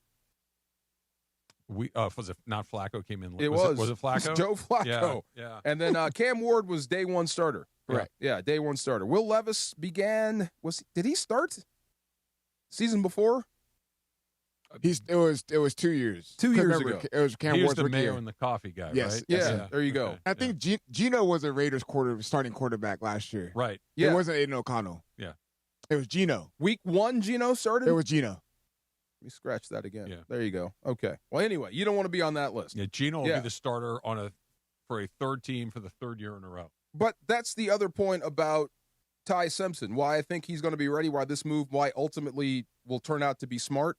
This is the list you don't want to be on. Well, yeah, like Les said it to us yesterday, that you kind of, in a perfect world, you'd like to kind of be on that program that the Green Bay Packers have been on for the last 25 years. That's smart football. Right, which is Brett Favre is still Brett Favre, but let's draft Aaron Rodgers and get him ready. When Rodgers is ready, we're going to cut bait with Favre. They did the exact same thing with Love and Rodgers later on. It's just, let's get them ready, and maybe that's what the Rams are trying to do, whether that's 2 years, 3 years, whenever from now, but okay, it's time to move on. He's ready to go. Now, you better hope that he's Aaron Rodgers. You better hope that he's Jordan Love, because those guys can obviously play in the league. I think he'll be fine, and I think Stafford's fine with it. That was the other thing. If Ty Simpson was a can't-miss top 5 pick that you got at 13, I think it would be different. No question. You know what I mean? No question. Yeah. It felt like you reached a little bit, so there's a little skepticism that comes along with that. But if he was considered the next guy and he's here, this whole situation's You want to hear some more white running backs? Yeah, I would love to. Let's go to Joe in Alhambra. Let's get Joe up here. I think Joe's got a suggestion for the list. What's up, Joe? Good afternoon, gentlemen. Thank you for putting me on. Something I remember back in the 90s, Merle Hodge. Merle Hodge, that's right. Yes. Well done. Yes. Well done. Concussion man. Yes. What's the second thing that comes to your mind about Merle Hodge? Is there a second? Because when he said ugly his name, ties, that giant knot that he had on his tie, like Merle Hodge when he would tie his. Michael Irvin wears that huge knot. Merle Hodge's was like 3x Michael Irvin's knot. Yeah. It was the biggest tie Wide knot as his I've ever- collar. It was crazy. It it was was so big. distracting. Merle along the Hodge, way. great call. Good job. Yes, All right, sir. let's try another one. Whittier and Curtis. Curtis, who you got for us? What's up, Curtis? I got you, Larry Zonka from Miami. Okay, we had Zonk. We had Zonk yesterday. We had Zonk. but Zonk that's was a good top one. 5. That's, there you go. Zonka is Merle a very, Hodge. very good one. Yes, sir. Yeah. Did you put him on the list? I did put him on the list. Okay. I would have said Chase Reynolds. That's if you're a Rams fan, you might know who that is. He played 5 years in the Fisher era. Okay. Now, he was technically a running back, Yeah. but he was a special teams guy. Like, he never got a carry. Oh, okay. So, Does does that not count? Does not Yeah, count. I was You going to have say, have that a doesn't feel carry. like, I need to see you go like this Yes, at one point you in your have life. to run the ball once. I got another one, but does fullbacks, they count? Yes, absolutely. Okay, Ricard from the Ravens, Pat Ricard. Pat Ricard. Yes. Good blocker. Yeah. Yes. Okay. Brings up another one. Remember Jimmy Kleinsasser? Yes. Trudell would know. Yes. Jimmy Kleinsasser. Yeah, how could you forget the name Klein? There you go. Right. Yeah, that's There going you to go. be burned in there along the way for sure. All right. Oh, we got one more. Excellent. Let's go to Larry. Larry, what do you got for us? Larry, go ahead. How about Brian Piccolo, Chicago Bears? We got him. We had Brian Piccolo from yesterday. We got Brian Piccolo. Gator was in on the Brian Piccolo. I think we're rounding out the list. We're starting to get repeats. We Zonka. Oh, he had 3 for you guys. He had another one? Yeah, he had 3, but they dropped him. Oh, no. Do you know the other two? No, I told him Pickle, but he still wanted to Merrill stay. Hodge. Okay. That's a good one. Yeah. Merrill Hodge is that damn tie knot. Like, Merrill, what are you doing? It was over. Looked like this. It was like, it was so distracting that I don't even think I ever heard what he said on TV. I'm just mesmerized by his knot. Looked like a roaring 20s gangster. It was a very, very specific choice. All right, let's change gears here a little bit. We'll come back and get into the Lakers. Your favorite San Antonio Spurs fan had an interesting idea about the Lakers. That's coming up next. It's DeMarco and Trav on a lit Tuesday on 710 ESPN. LAFC is on a roll with 4 straight wins. And now it's a showdown at the top of the Western Conference. Third is gathered and it's scored again! Son Heung-min and Denis Bouanga are both red hot, scoring in 3 straight matches as the black and gold take on the Vancouver Whitecaps, with both clubs tied at 33 points. Denis Bouanga is absolutely red hot. LAFC versus the Whitecaps. Coverage begins Saturday at 4 p.m. on the ESPN LA app. There you were, surrounded by fans, sharing wings, sharing drinks, high-fiving random strangers. Everybody remembers the game, but nobody remembers the guy coughing behind you until a few days later. It's 2 o'clock in the morning. You wake up, you got a fever, your throat's on fire. So now what? Urgent care closed, ER slammed, telehealth? Maybe, but the pharmacy's closed. You need a medical emergency kit. These are not first aid kits, everybody. They contain essential prescriptions used for over 30 common conditions, sinus and ear infections, UTIs, stomach bugs, traveler's diarrhea, and more. You can even use your doctor-developed guidebook to select the right prescription or call their telemedicine doctor standing by. It's like an urgent care in a drugstore in your house. When you're sick, traveling, or stranded, you'll wish you ordered a medical emergency kit. Order online in minutes, and it's shipped to your door. Save $45 with our promo code 710 at urgentcarekit.com/710. That's promo code 710 at urgentcarekit.com/710. Drip Drop is doctor-developed, proven fast hydration that helps your body and mind work better. Trusted by firefighters, medical professionals, and over 90% of top college and pro sports teams. Drip Drop is engineered to hydrate faster and more effectively than water alone, with 3 times the electrolytes of leading sports drinks. Stock up now at dripdrop.com and use promo code RADIO20 for 20% off your first order. That's dripdrop.com, promo code RADIO20. I'm David Ortiz. When I lost my mom, she was only 46, and I lost my dad to cancer. It was the worst pain I ever felt. It made me think, what will happen with the people I love when my time is up? That's why I have life insurance. Ethos makes it easy. What is it? Online, take about 10 minutes, and you can get up to $3 million in coverage.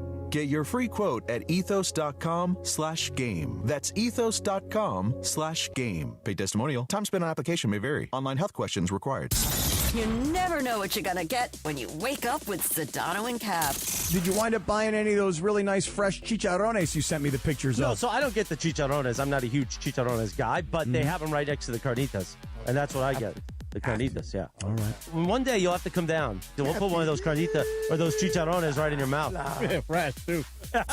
It's the morning show with Sedano and Cap. Weekdays starting at 7 a.m. on ESPN LA.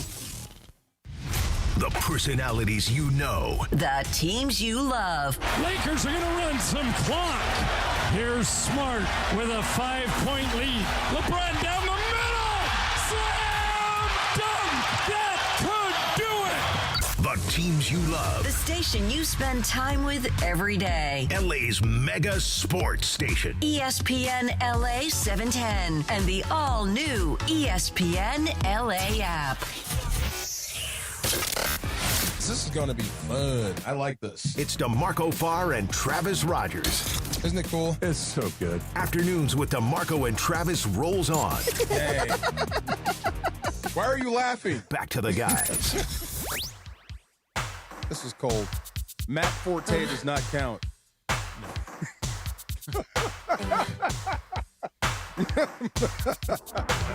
Matt Forte does not qualify as a white running back. I think I got one for you, though. Okay, what do you got? John Cappelletti. Cappelletti, great name. Let me add him. Good one. Somebody called with that. And Didn't hung he up. win the Heisman Trophy? I think you're right. Yeah. Yes. Yeah. Okay, I got another one. And this is, you guys are like, how do you know this guy? Matt Shuey? The Bears? Matt Suey. Matt Suey. Yeah. Was Matt Suey white? That Matt Suey was like Polynesian. No, Matt Suey was white. Matt Suey with the Bears? Yeah. With the neck roll like they the used to tie? fullback. Yeah, Matt Suey was a white guy. Who am I thinking of? I'm thinking of, who was the punch the goalpost? Oh, my God. That's who I'm thinking of. Okay. Matt Suey. Matt definitely. Suey's on the list. Okay. What, is there like an MLB The Show for old football players? John Cappelletti. Just came up around a pool. Running back, fullback for the L.A. Rams in the 70s. Drafted first round, number 11. There you go. Out of Penn State. Yep. There you go. 1973 Heisman Trophy winner from Penn State. By the way, they do have like a little ultimate team as well. We get like all these different cars for like Madden and all that stuff. So, yeah. That's so cool. Hold on. Matt, let me look at that face again. I guess you're right. Yeah. I guess you're right. I guess you're right. Yeah. Okay. Yeah. There you go. That he counts. was like Walter Payton's lead blocker on a bunch of that He stuff. was. I remember the neck roll. So let's see. We got Ruff, Christian McCaffrey, Riggo, Zonka. Somebody put Jim Nance. No. Danny White. That's a quarterback. Danny White was a quarterback. Woodhead, Yeah. Toby Gerhart, Yeah. Peyton Hillis, Yeah. Rex Burkhead, Mike Allstott. Yeah. Who else do we have on there? Mark Van Egan should Mark be on Van there. Egan. Red Grange, Craig Grange, James, Crazy Legs Hirsch, and we just wide neck guy. Daryl Johnston. Moose is on there. Got another one. Someone in the YouTube chat said John Kuhn. Ooh, that's right. I don't remember that. Who? Kuhn played for Green Bay. Okay, that's I don't right. remember him at all. Dude, that was the most uncomfortable thing in the freaking world. Yes. Every time he made a play, the whole crowd would go, "Cool." Just go, John. Exactly. Just go, John. Exactly. I mean, I get it's Wisconsin and all, but let's just go, John. Things you just gotta let go. Yeah, we're just gonna go, John. All right, before we get to that Laker thing, this is the first time we've all been back in the same room since LeBron made his choice to go to Philadelphia. We did not get a chance to kind of break it all down. You were on your trip down to San Diego. Yes. What was your response when you heard that LeBron picked Philly? I'm not gonna lie to you guys. I was actually really, really surprised. Yeah. I thought it was either gonna come down to Cleveland or Philadelphia. I was like maybe because just the way the roster was looking. I think that would be a good chance for him to win a championship. But I was really thinking Golden State or Cleveland.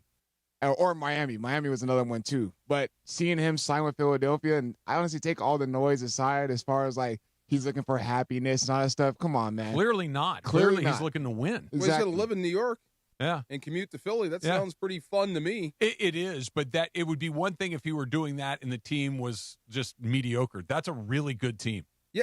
So why would it surprise you? Because he said he wanted to compete for championships. No. He initially said that he just wants to, be happy. He wants to be somewhere where he can just find happiness. And when you hear that, you're like, okay, Cleveland.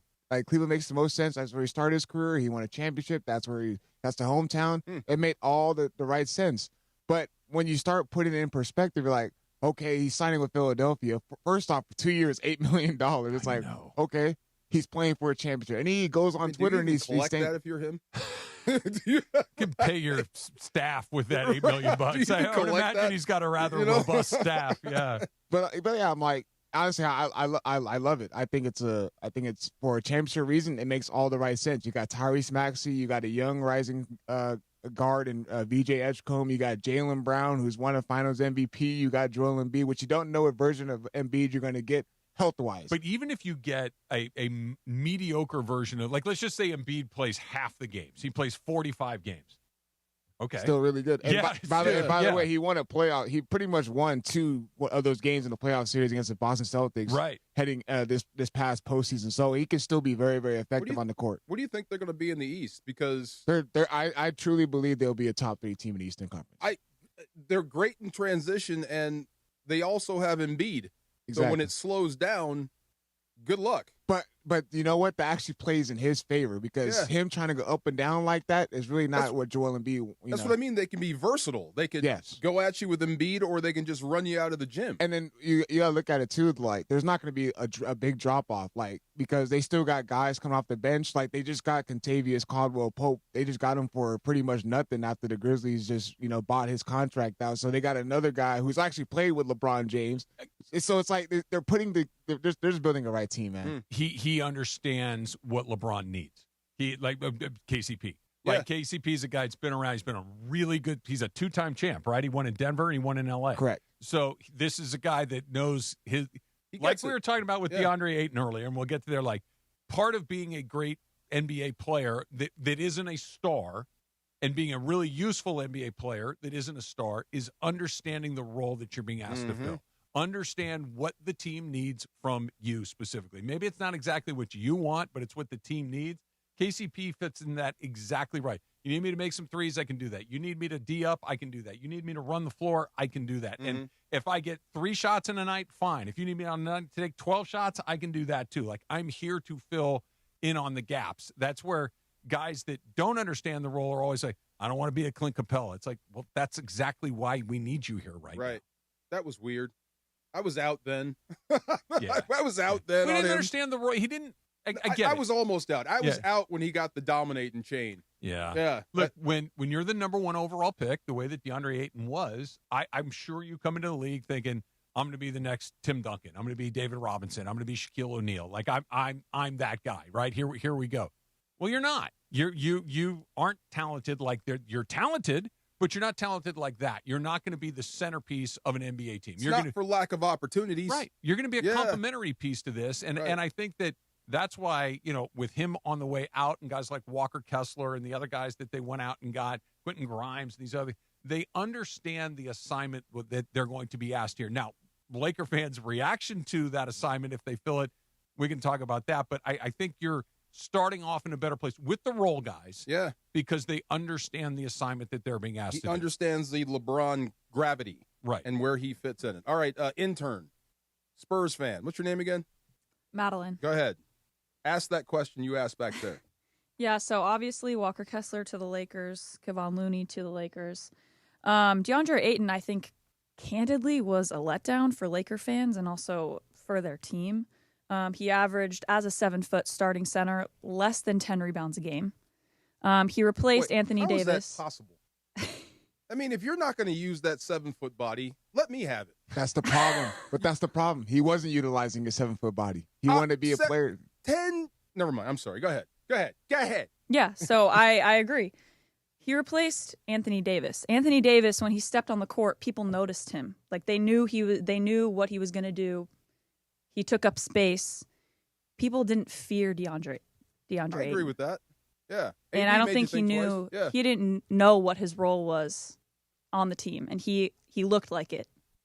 I think he knew. I don't think he accepted it. Bingo. Yeah. I think it was made very clear to him what they wanted. He just didn't want that for himself. Right. Yeah. He didn't want to do it. Right. Put in football terms, we need you to block. Yeah, I want to score touchdowns. Yeah, we don't need that. Yeah, I need you to block. Yeah, but I want to score touchdowns. We're not hearing each other right here. Like, I need you to put your hands on that man over there and push him over there. And I'm going to throw it the other way. I'm going to throw it to this guy over here. He's faster and better than you, but you can get in the way and help us score touchdowns. Right. Yeah. Have you seen that movie Heat? Yeah. Remember that scene about the diner, the guy that gets out of jail? He goes, yeah, I was a great grill man. Well, here you'll clean out the bathrooms and you mop up the floor. Yeah. Right. This is what we need you to do. I need you to be this guy. Walker Kessler should be better on the defensive end, right? Hands down, yes? Yes. I think that's more important than anything he gives you on the offensive end. Way more important. Yes. I think you've got enough scoring. You don't have enough rim protection. I especially considering that Luka and Austin Reeves are going to be defending the perimeter. Yeah. Which guys are going to get by them occasionally, maybe more than occasionally, which means you need somebody back there to kind of clean up your mess every once in a while. And Kessler hopefully can do that. Yeah. Now, look, Kessler hasn't played a ton in the league. He hasn't really played under the amount of scrutiny that he's about to have. He hasn't played with Laker fans looking at him the way that Laker fans look at everybody. And basically, it's like, are you one of the all-time greats? Well, if not, then we don't have any. It's like the Laker lens is very strange for a lot of these guys. So it's going to be an adjustment for him. And the way that Laker fans respond to him, time will tell. But it's going to be a very, very different experience for this group this upcoming season. The pressure is not on Walker Kessler, even though he's the. Oh, I don't know about that. Well, I think the pressure's on Luka to make him that guy.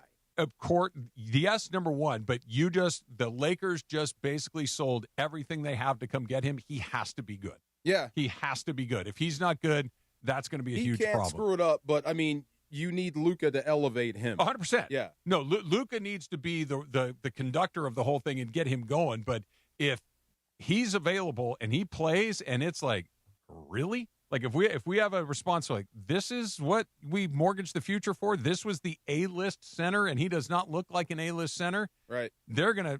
I mean, he'll have to wear hear that. it. Yeah, you'll hear it. Did we answer your question? I mean, yeah, I think so. Okay. Just making sure. Yeah. Madeline.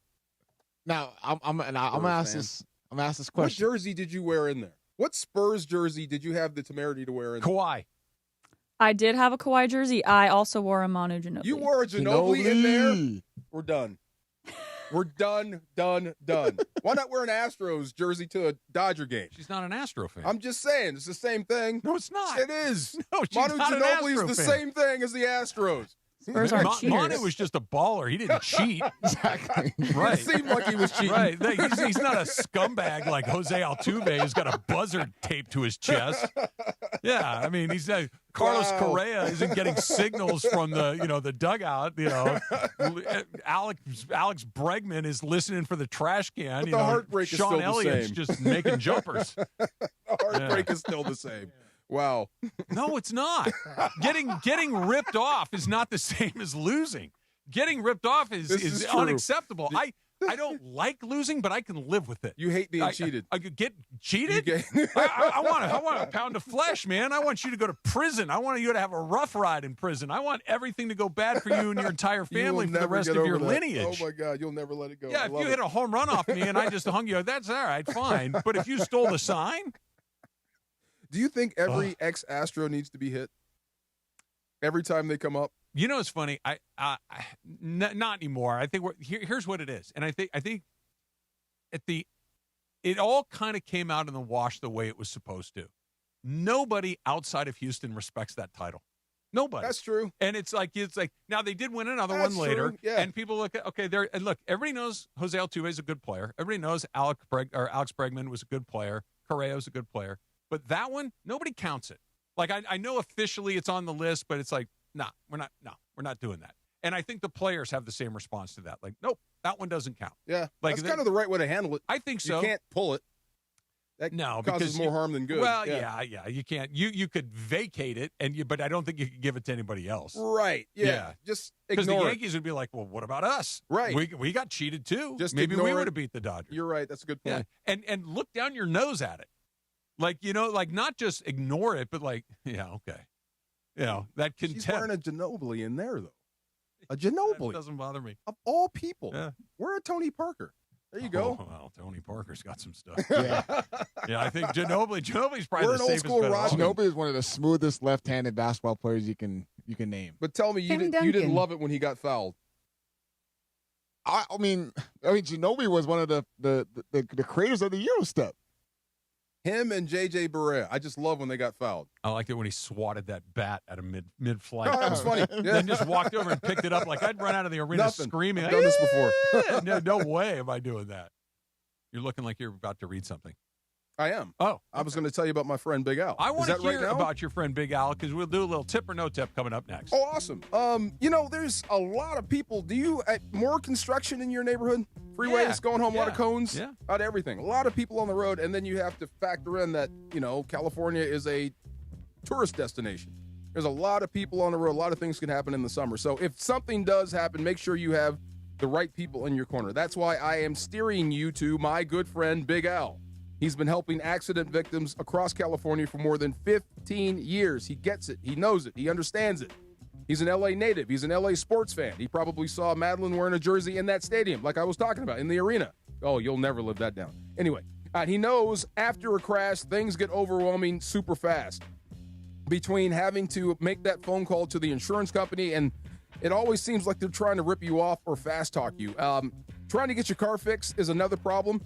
Trying to find the right doctors if you're hurt, God forbid. It can be a lot. It could turn your whole world upside down. That's where Big Al and his team will step in for you. So lock in this number right now. 1-800-HURT-123. That's 1-800-HURT-123. They'll help guide you through the process, protect your rights, and help you understand what you may be entitled to. Really, don't leave money on the table. And here's the biggest thing. Like I said, do not let the insurance company call the plays for you. Make your first call to attorney Big Al. 1-800-HURT-123. They're available 24/7. Your first consultation is free, F-R-E-E. If there's no recovery, there is no fee. So like I said, call this number. Don't forget it. Write it down. 1-800-HURT-123 or visit attorneybigalca.com. Mason in Ireland. Mace, do you think pro wrestling is real? I think that it's really tough to do. The OGs of LA Sports Radio. I won't say that the outcomes.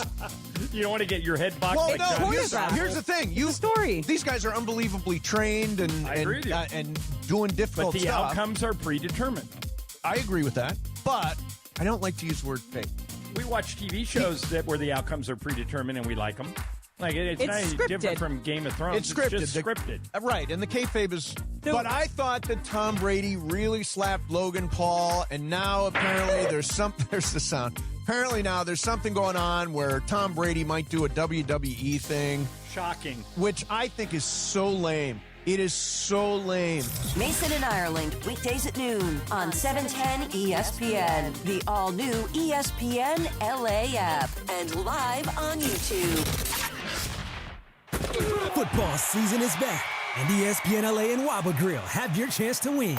Tune in to the DeMarco and Travis Afternoon Show the week of August 3rd for the Waba Grill Trivia Question of the Day. Be caller number 7 with the correct answer, and you'll score a $50 Waba Grill gift card. Every daily winner is automatically entered into Friday's random drawing for an unforgettable VIP game day experience. Listen all week on ESPN LA. Waba Grill, an LA original. Rich Eisen here with some advice. If high-interest credit card debt is grinding you down, it might be time to call an Audible with a SoFi personal loan. It consolidates your debt into one low monthly payment with no fees required. And with as soon as the same-day funding, you can make the right play fast. Call an Audible on your debt today at SoFi.com/debtplay. Loans originated by SoFi Bank N.A., member FDIC. Terms and conditions apply. NMLS 696891. Fast funds terms apply at SoFi.com/debtplay. Veterans and active duty service members, when your call to service ends, your mission doesn't have to. Go from GI to IT in just a few months at My Computer Career. Prepare for a high-demand career in cybersecurity, protecting people, systems, and institutions from real cyber threats. Cyber warriors are needed now. Will you answer the call? Go to mycomputercareer.edu/CWP to learn more. That's mycomputercareer.edu/CWP, an elite CompTIA certification partner. VA education benefits are available to those who qualify. It's around 4:45 in the Southland on the DeMarco and Travis Afternoon Show. You know what that means? It's time for Tip or No Tip, presented by attorney Big Al. Tip or No Tip with producer Laura. Tip or No Tip, presented by attorney Big Al. If you get in an accident, tip the scale in your favor. Make Big Al your first call. Don't go at it alone. Call 1-800-HURT-123. That's 1-800-HURT-123. Or visit attorneybigalca.com. And now, with Tip or No Tip, here's producer Laura. Thanks, Chris. I'm really bummed Chris is not in the studio right now, and I don't say that often, but I had a tip or no tip that I think he would be perfect for, so I'll save it and see if he comes in. All right, well, I'll start with this one. The NCAA rules will allow corporate logos on jerseys, and Notre Dame and Ohio State wasted no time grabbing that money. Notre Dame reportedly landed a 6-year deal with SoFi worth around $18 to $20 million per year, while Ohio State signed a JP Morgan Chase deal reportedly worth $15 to $17 million annually. It's a massive shift as college football continues to bank in on the NILs and uniforms becoming premium advertising space. So tip or no tip, this can't be stopped. So if it's bringing in millions of dollars, they're going to slap any logo on the jerseys. Tip. Absolutely. Ohio State just got more money. Mm-hmm. Didn't they have the highest? They're the biggest payroll. Biggest payroll in college football. It's like almost $30 million. Oh my God! You can just buy championships now. Yep. Wow. Yeah, definitely tip. No, it's tip. Look, the American sports landscape is really the last one that isn't nothing but corporate logos. That's right? true. Like when you look at a soccer team, it doesn't say the name of the team. No. It says the airline that supports them, right? It says the name of the company that is their biggest sponsor. You watch Japanese baseball, you look at a race car driver or a golfer, whatever it is, they're just head to toe logos. Baseball's kind of dipped their toes in it. There's something on the sleeve. In the playoffs, they got something on the helmet. They've got some other things there, but you know, it's going to go. Look at the WNBA. They've got huge logos on their stuff. It's going to go from where it says Dodgers real big across to some corporate entity with the Dodgers having a crest or something else. The American NFL, the NBA, Major Leagues, they're like the last place where it's not nothing but corporate logos. I guess it doesn't matter because, like you said, it's been going on in soccer for such a long Forever. time. It kind of ruined it for me, though. You know me, man. I love uniforms, so I don't want to see it go the way. But yeah, when you see like when I see a soccer jersey that says Qatar Airlines on it, I'm like, what team is that? Like, Yeah, I don't weird. even know. Yeah. It is. It's weird because, like, for example, this is like the field, but when Dodger Stadium, right? It's like Uniqlo Field now or whatever. But to me, I get it. The money's rolling in, and money's always gonna be the factor, and people are gonna take it because it's there. But also having a sponsor that's not like a Nike and Under Armour for a school was a little bit weird. The fact that it is banks. Advertising. You know what I mean? I get it, but it's just... It's weird. It's a little weird for me. Remember, I thought it was disgusting. This is back in the day when boxers would put goldenpalace.com on their bodies. Yeah, they'd like do those temporary tattoos. Yeah, I thought that was like, that's weird. You put that on your skin. But okay, they don't wear a golf shirt. Right, Yeah, like if you're Tiger Woods, you just put Nike and Buick and Rolex, and like if I'm a fighter, I don't have a shirt to wear, so I'll just tattoo it on my body. Weird though. Yeah. I don't know. Thought it was weird. All right, We got to come up with another name for college sports because it's not college sports. We got to come up with something else. What do they call? It's professional sports. What do they call in soccer? It's the junior league. Yeah, that's something like basically what it is. Yeah. It's like NFL with homework.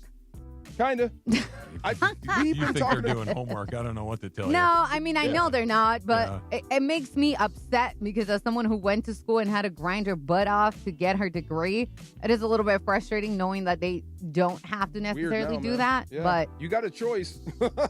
But Madeline, who is our intern here for this summer, is also the Spurs fan. Will also do some tip or no tip. So go ahead, girl. Okay, so the movie The Odyssey is already crushing it in the box office. There are multiple intense action scenes, such as navigating raging waters in a boat. At the movie theater, you have the opportunity to see films in 4DX. This experience syncs moving seats and environmental effects, such as water, scents, and fog. So you feel like you're in the movie. 4DX tickets to see The Odyssey in Los Angeles cost between $22 and $38. Tip or no tip? You would purchase a ticket to see The Odyssey in 4DX. Tip. How much are you paying anyway? Yeah, not far off of that. Yeah, I mean, you're spending $200 at the movie theater now. Just about, right? So why not? Absolutely. Have you ever been to one of those 4DX theaters? Not that. The one at Disneyland for I Shrunk the Kids. Yeah, same idea. Yeah, that. But I've never been to one of those. Love to. So the one right here, the theater here, is a 4DX. Is it really? Yeah. Oh, I didn't know that. And I went over there to watch a movie one afternoon when I was doing the morning show, and I had something later that day, so I'm like, I'll go see a movie. And I had no idea what it was. And I just went, and all of a sudden the seat starts shaking and water starts squirting around. The smells and the fog and all this other stuff. It's wild. They put smells? Yeah, like scents. Like, so let's say you're entering, like it's an ocean scene. You can get like the scent of salt water in the air. Like they pump it into the room. It's They're not going to pump locker room smell, right? Well, they could. I mean, they're going to pump funk. I don't know. You know what I'm saying? I didn't direct the movie, but I mean, if you can put good smells in, you can put bad smells in too. It was weird the first time where it like squirt water on me. I was like, like weird. what the hell? Like it just because you're so into the movie. Yeah. The moving of the seat isn't like a huge thing. It's like whatever because people move seats. Like they'll put their feet or whatever. So that wasn't a big deal for me. But it was even the smells. At least the one where we were, it was like oceany breeze. So it didn't matter.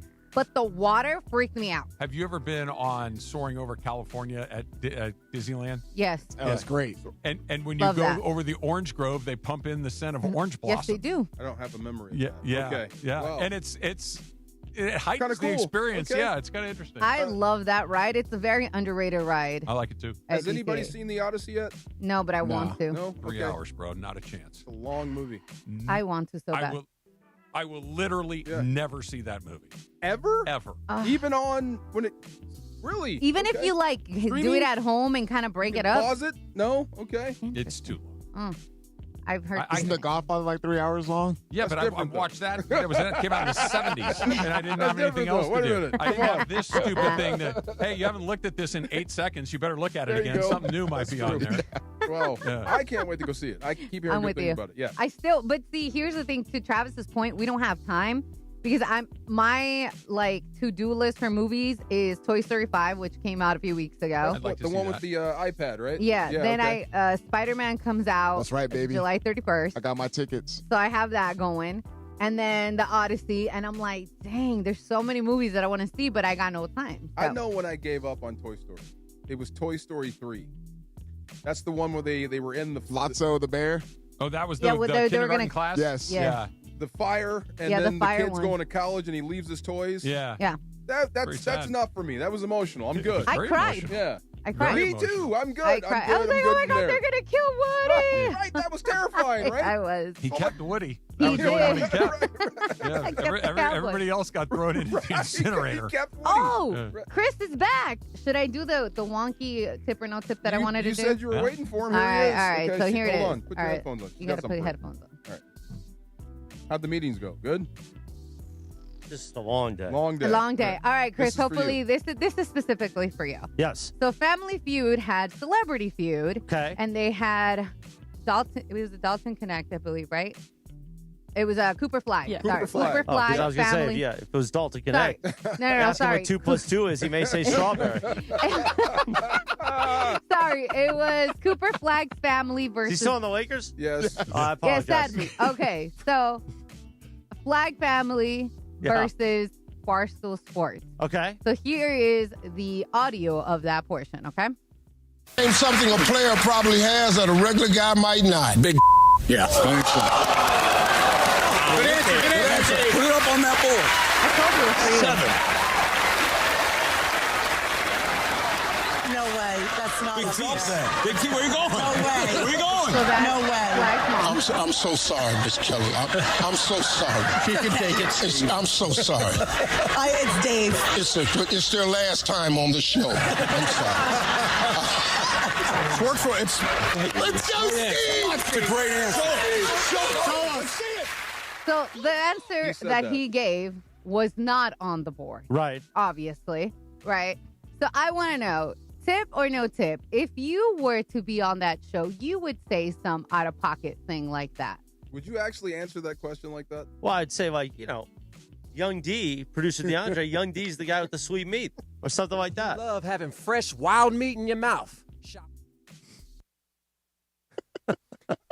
I knew this wasn't for Travis. This is why I waited for Chris.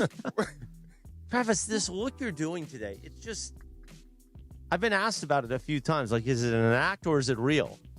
What'd you tell him?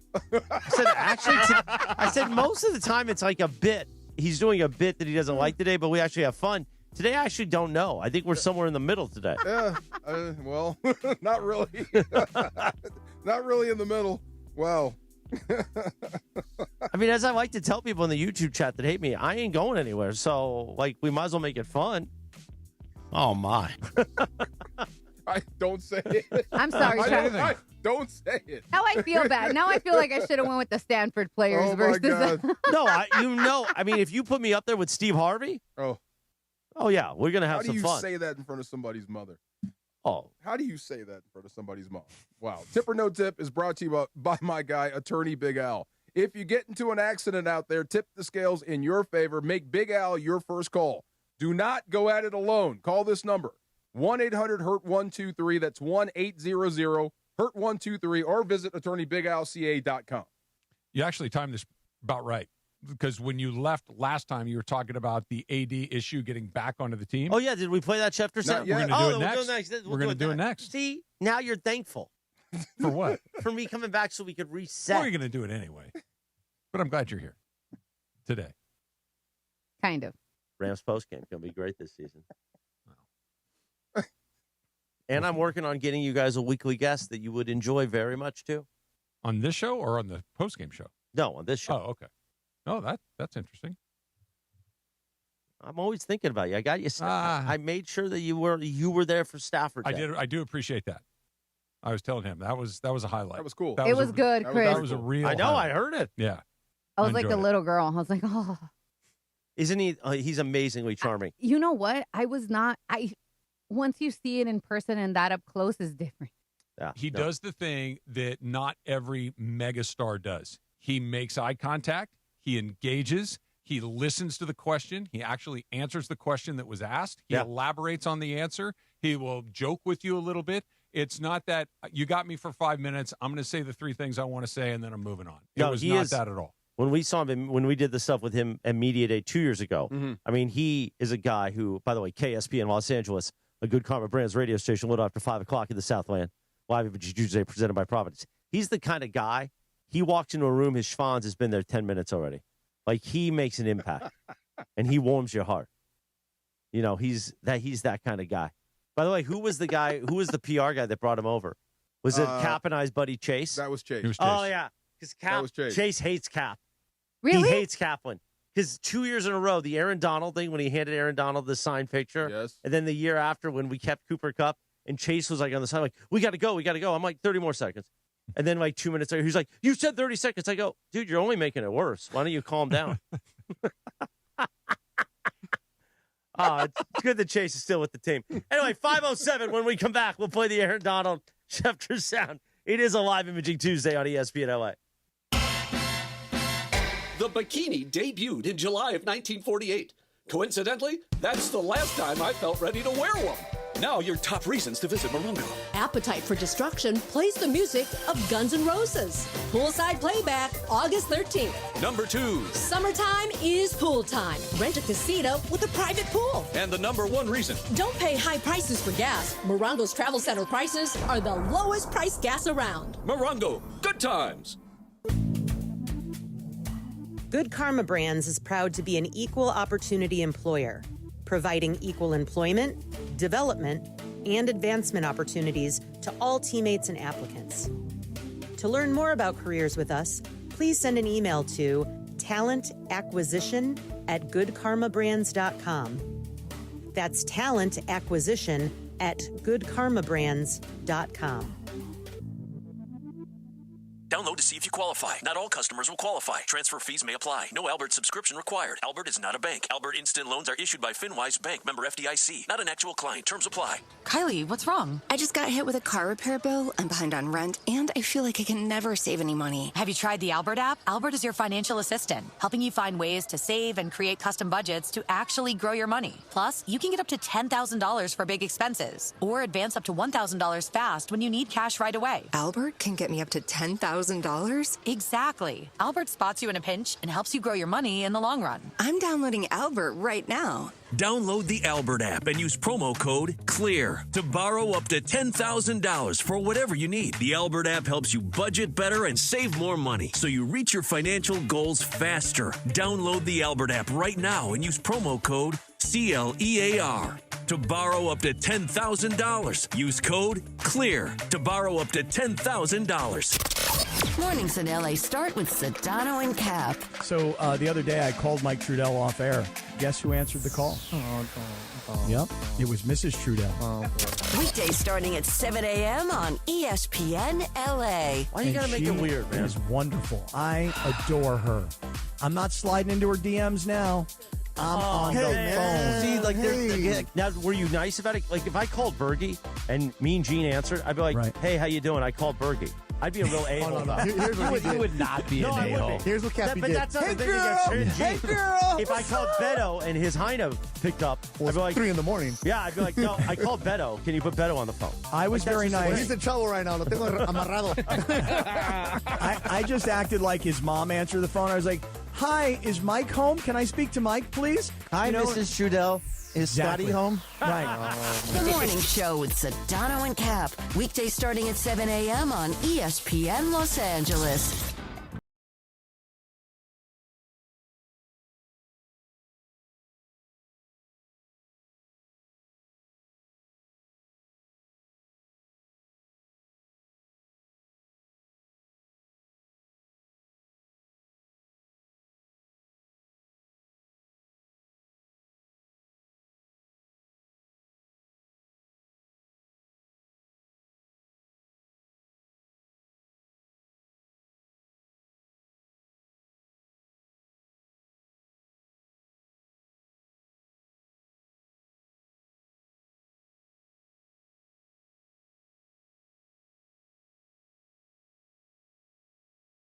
I'll be here in studio with you guys, and I know you're pumped up for that.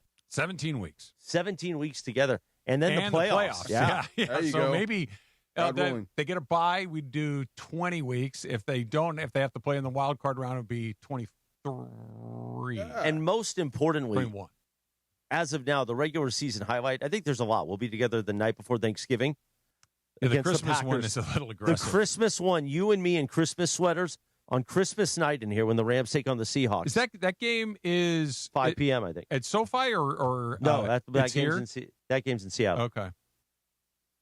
Because the last game of the season Who's wearing is the- at SoFi. You and him are wearing the sweaters. And I'll have the mistletoe. Okay, you were looking at Can me. you when imagine said me it. Yeah. chasing Sua all Christmas night with mistletoe? No.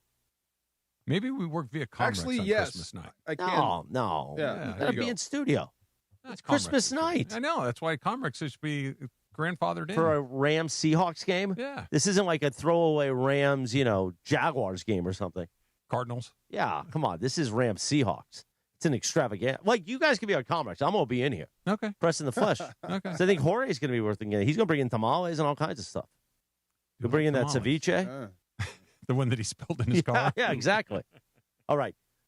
Earlier this morning on Unsportsmanlike with Evan Canty and Michelle, which you can hear weekdays for that early drive. By the way, I haven't told you this. I've been driving a lot more on the freeway. You did tell me that. Yeah. So today I had to drive. It's a long story, but I had to drive from Whittier to Anaheim at 4 a.m. to Okay. pick something up from my house, from Stephanie's house. Then I drove from here to downtown L.A. The amount of traffic. It's been a while since I've driven at that hour on the freeway from Anaheim to What here. time did you leave Anaheim? I left Anaheim at 5. Okay. I got here at 5:55. Okay. But the amount of traffic and gridlock. I love the fact that, be up early. Yeah, I know the Sedano and Cap Morning Show live from LA Live starts at 7 a.m., but start your day with Unsportsmanlike, and a lot of people are doing it. But they have Adam Schefter each Tuesday at around 4:30 a.m., and they make a big deal about it, and Adam does a great job with them. But Schefter was talking about the Aaron Donald stuff. And the key part, and this clip is about a minute and a half. So sorry, I know you're setting it up, but ours is 127. Do you want the unsportsmanlike or the one we have? Well, the one you have is the one we loaded this morning, right? No, yours is 140. Oh, okay. Well, let's play what you got. Okay. Well, here's the point I want to make today about the Aaron Donald situation. I think for the people who are waiting for a quick, immediate response and action, where all of a sudden the Rams are in camp as they are now, and Aaron Donald is just going to show up and sign and be back on the field for practice, it's not going to unfold that way, I don't expect. And it's not going to unfold that way, I don't expect, because of this. People forget, Aaron Donald still is under contract to the Los Angeles Rams. He is under contract to the Rams for $30 million. For this season. So if Aaron Donald does go through his training and does work himself back into football shape and does decide he wants to come back to play football and does sign off on the idea of coming back, it's not like he's going to say, okay, I'm ready, I'm back, and I'm walking out onto the field, because there still is the unresolved contractual issue that both sides will have to address. Because he's not going to walk out there, the Rams are going to say, oh, you're back? $30 million for a guy who hasn't played football in 2 years. Now, he may be a $30 million player, and he may think that he's a $30 million player, but it's not just going to be that he walks out into the field and makes $30 million, Ty. There's going to be some discussions here about what he wants, what he's willing to play for, what the Rams are willing to pay him. So before we can even get to the point where he's back on the team side, if that's what he decides, they have to figure out a new contractual arrangement for him. So the Rams have $18 million in cap space this year, which means you got to start reworking it a little bit. And the question is, and the unsportsmanlike cut, they get into the cap space part, but that's fine. So the point is, because Canty was a free agent when he retired. Mm-hmm. Chris Canty, who's part of that show, the Super Bowl champion. DeMarco, when you retired, were you a free agent, or did you have time left on your deal? So how much did you have left on your contract? 2.4 left on the deal. So a lot of people don't realize that the deal pauses. So when Aaron Donald comes back, if he comes back to play, it picks up there. Mm-hmm. It doesn't matter on the years in the it literally is paused, and then so he's got 2 years left. So the minute he starts, 2 years starts again, and that affects obviously, the salary cap. Mm-hmm. And but there's no way that they've not had this conversation several times, right? But that's what we were talking to Les Snead about it. That's what I was like before Aaron comes out here. I'm sure Les is going to get a call. And, you're going to have to work this out with Tony and figure out how you're going to pay Aaron. Mm-hmm. It's not that easy. Matter of fact, now that he says it, that could be the holdup. If he's working out with trainer, if he wants to come out and play, and he said yes already, but you haven't figured this part out, well, he's going to have to stay away until you do.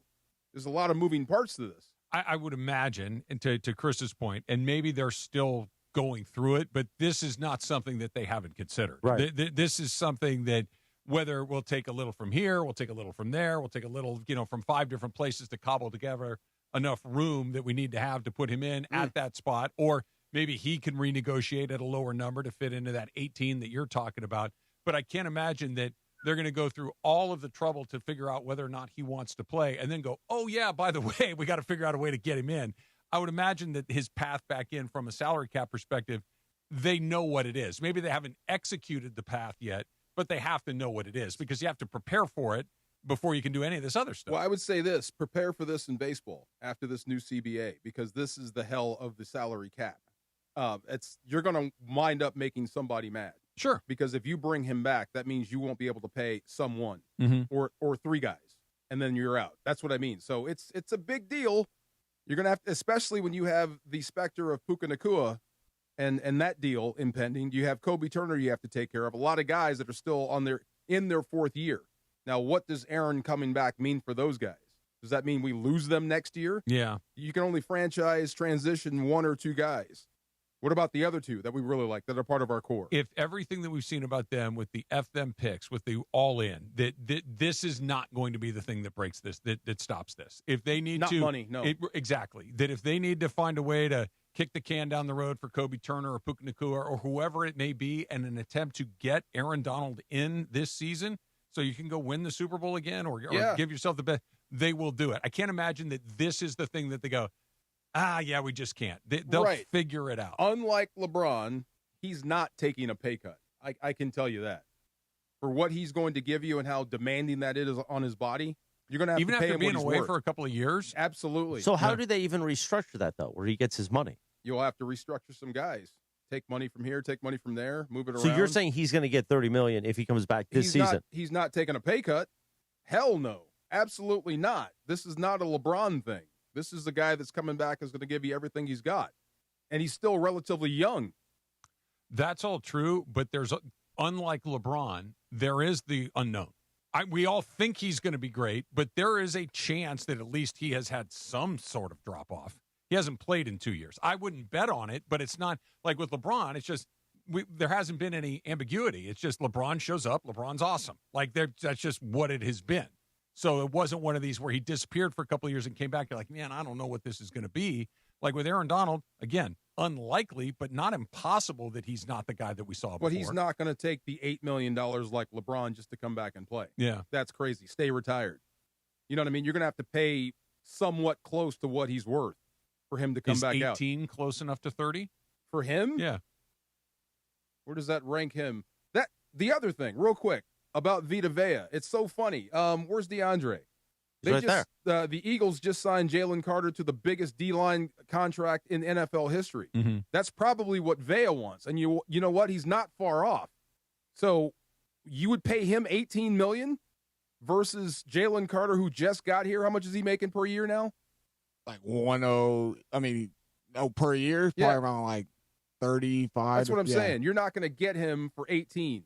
just to come back and have nostalgia. But is he coming back for money, or is he coming back to play? He's coming back to play, but it's going to cost you money. money. I'm not saying you get him on like the league minimum, but there feels like there's some sort of negotiation. I'm not saying you take him from $30 million down to the league minimum, but from 30 down to 20, which is about 18 where they are, that feels like a realistic Not landing speaking spot. for the team or him. I'm just saying the concession wouldn't come from him. It would come from other players. We have to do this, restructure you so we can make money for him. But you're going to pay him what he's worth, or he's just not coming back. That's just how that goes. So that makes sense. I mean, that could be the holdup. Now that Adam Schefter put that out there, I like how he did it. It's not just as easy as him walking on the field. You have to actually negotiate this thing out. And it's high-level chess, man. I mean, paying him now means it might cost you this guy and this guy next year and the year after. And you're thinking about team building with Ty Simpson down the road. You have to factor all that in. We're going to need these guys to be in their third or fourth year when he becomes the starter at some point. It's a little bit like Stafford, though. It's like, I'll worry about that when I need to worry about it. I don't need to worry about it today. Well, like, what I need to worry about today is getting Aaron Donald on this team. And you're 100% right. And in football, that kind of thinking could have you hit a valley for 10 years. Yeah, maybe. And winning this year is not worth 10 years of that. I can guarantee you that. Especially not here. Absolutely not. To go to the bottom of the NFL in Los Angeles? No way. Absolutely. No. You have to really be careful with what you're doing. But I would say this. For him, like I said, he's not taking a backward step paycheck-wise, and he shouldn't. You mean it's $30 million or I'm not playing? That's close. That's not even close to what he's worth, and the money's going up. Yeah. So then, I mean, that's a very different conversation. I think that's $30 million. It's, dude, you haven't played in a couple of years. So I think that's part of why we have been so excited and I think people haven't realized that he's still under contract, or it just hasn't been part of the conversation is, it's Aaron Donald's working out. He's got that beautiful painting of himself in his weight room. He's lifting like crazy, 200-pound dumbbells. This is great, right? Mm-hmm. It is great. But there is a business part of this that has to get figured out. And the Rams got a lot of star power. And to your point, they haven't even had to take care of Puka yet. Well, that's to be determined. A lot of other guys. And a lot of other guys, too. Yeah. So, yes, it's all in. And, yes, we want to win. But we would love Aaron Donald back. But you just went and got Myles Garrett. And now you're going to try to bring Aaron Donald back. But if you're telling me he's not going to take less, and they're not going to be able to restructure, and they can't figure out a deal where he's like planting some trees on the side. Would even ask you just to make it balance out. Does he like to plant trees? But if it's a rental car, like if we are Les and everybody, and it's a car that we don't care about the Valley, we don't care about mortgaging the future. Like later on, it will be somebody else's problem. Yeah, go all in. Why not? Yeah, I'd get him in. I'd worry about the future in the future.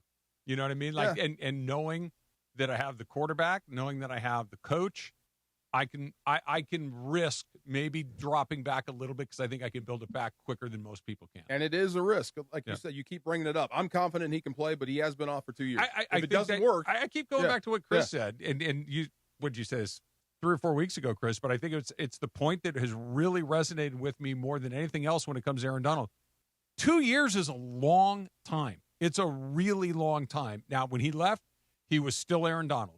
When he comes back in, I expect him to be really close to being Aaron Donald, but it's not a slam dunk. It's a more likely than not, but if he showed up and he was like, let's just say he was 80% of what we remember, that's still a really good player, right? An incredibly still good wound player. up in the Pro Bowl. But it's different.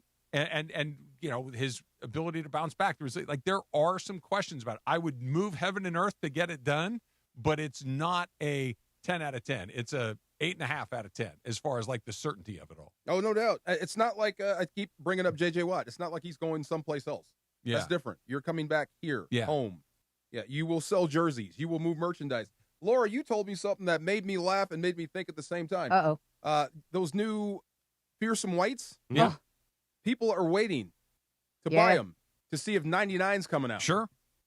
Dude, I mean, he's not taking a backward step money-wise. Why would you?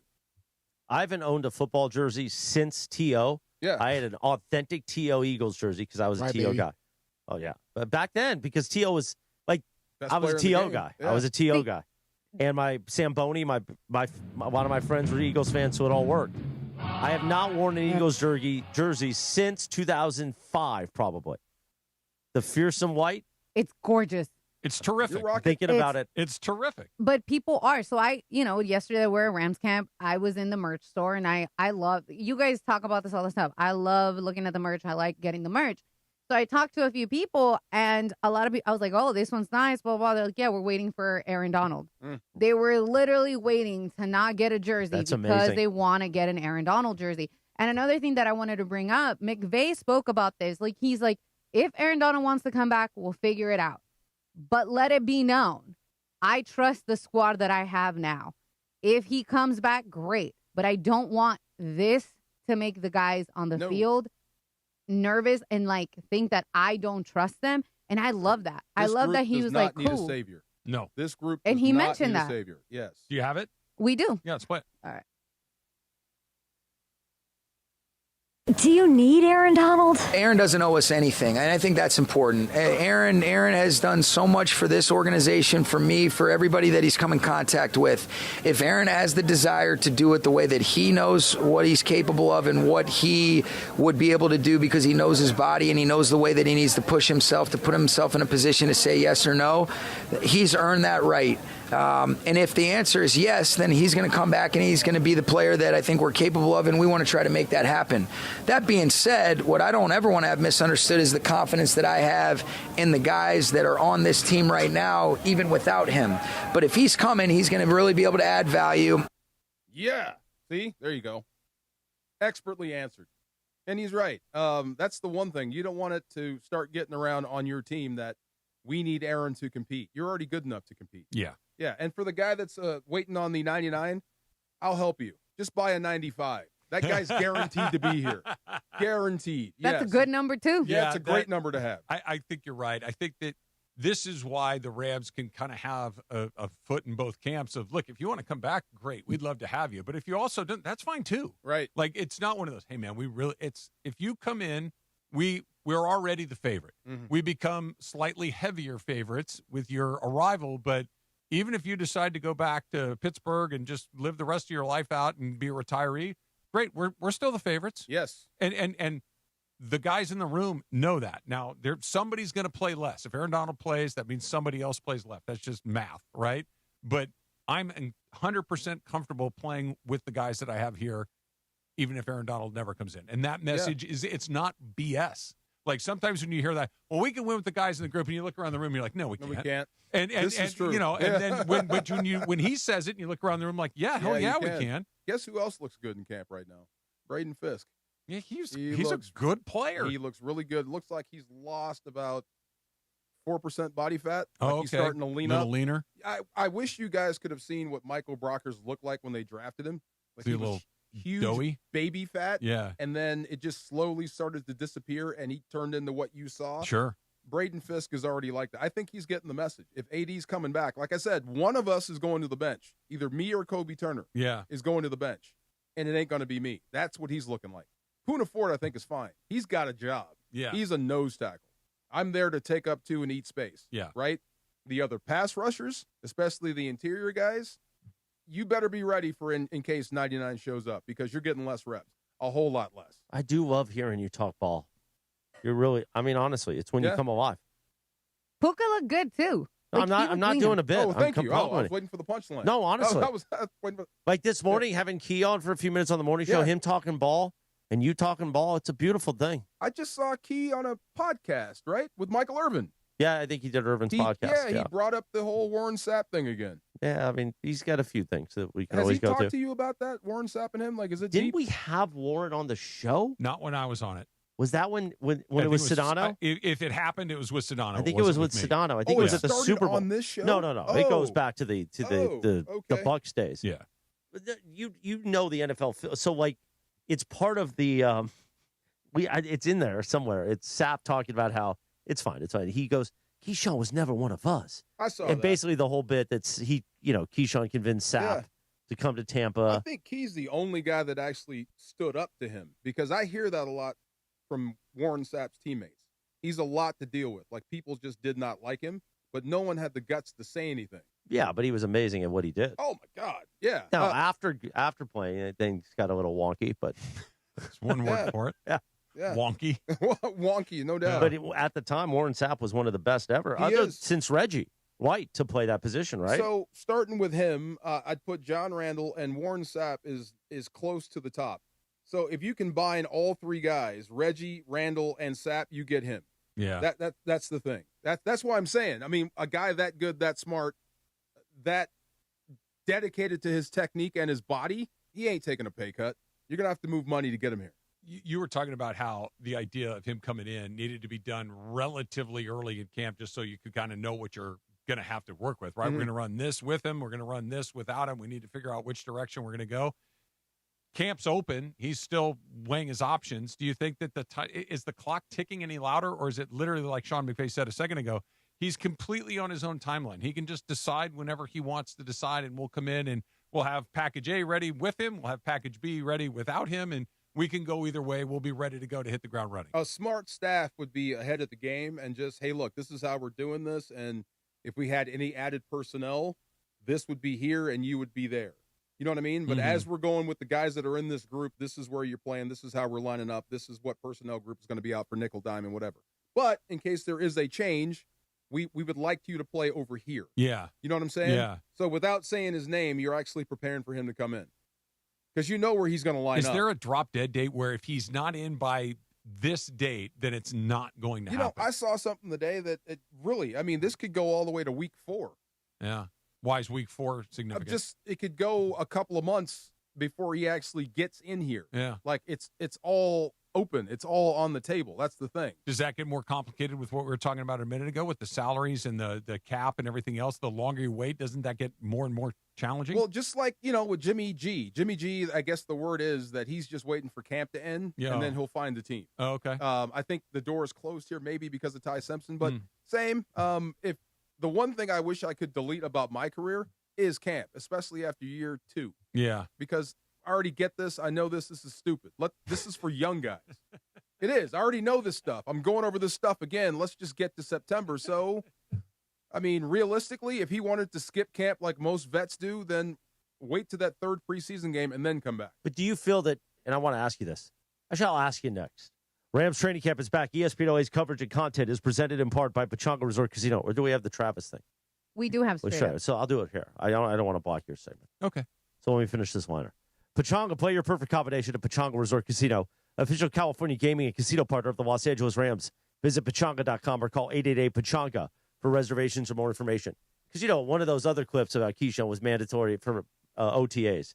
He didn't show up to involuntary. Yeah. He only went to mandatory, voluntary. Rips. Okay, yeah. But did camp help get you in shape? Or were you already in game shape? Once I realized it's 24/7, I don't need camp. I'm already in shape. Oh, you are? The old school thing was you come to camp to get in shape. Right. But once I realized that's not the case, you stay in shape all year. Is that why C.J. Stroud is throwing it back old school? Dude, did you see him? Oh my God. Big boy. Dude, his butt looks like mine. It really does. Oh, my God. Well, he had a good year, and now it's who knows what's going to happen. Wait, go back and look at that shot of him walking in. What did you say? So he looks like a bowling pin. He does.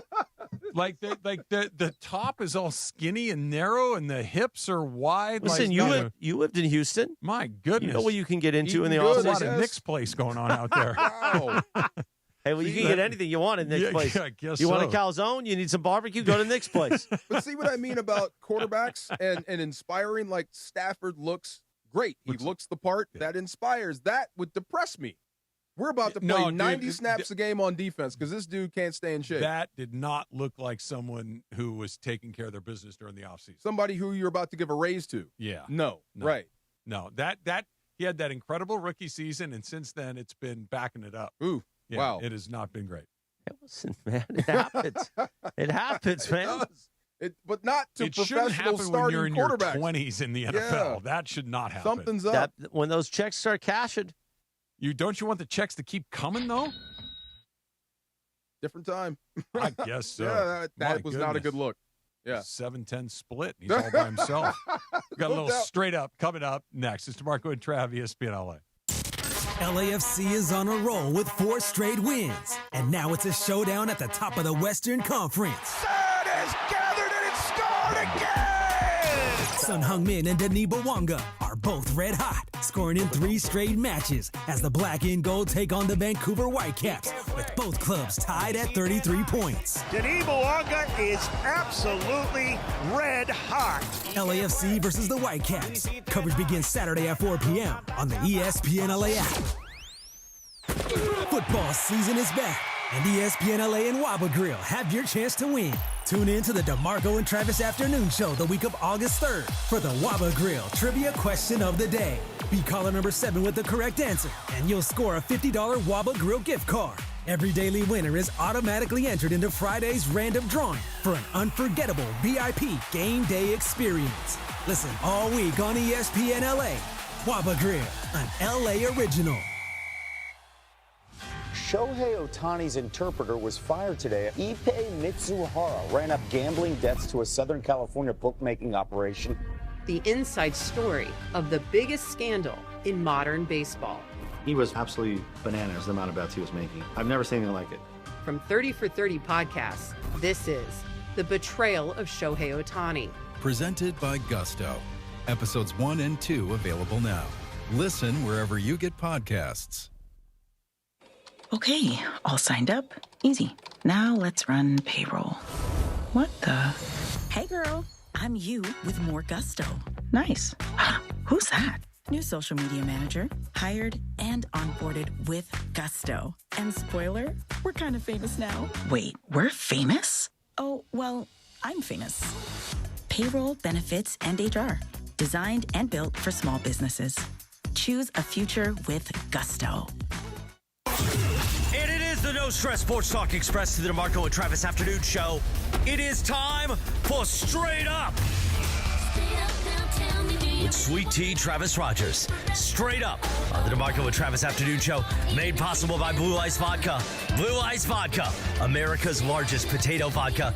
Double gold rated, just 64 calories an ounce. And made from Idaho potatoes. Clean, smooth, no additives. Blue Ice Vodka. Premium taste, nothing extra. Let's do it. Straight Up with Travis Rogers right now. DeMarco, do you ever feel like, sometimes you have an opinion that you're alone in the world on, and you're looking for some validation from somewhere else? All the time. Okay, good. Yeah. So you'll understand where I'm coming with on this. I want to play this. This is Brian Windhorst, who was on First Take, I believe it was 2 days ago. I believe it was on Monday. And he was talking, Charles Barkley said something about LeBron going to Philadelphia and how he could change his legacy with a few more titles. And Brian Windhorst's reaction was very refreshing for me to hear. What are we doing here? We're talking about him winning multiple more titles? What kind of preposterous situation? His legacy is established. It's set. It's done. What about 3? Why not 4? Why not 5? Why not 6? Why not 12? What? They tried that in Miami. It didn't work. I love Charles. He's such a value add to the sport. Talking about him adding 2 titles,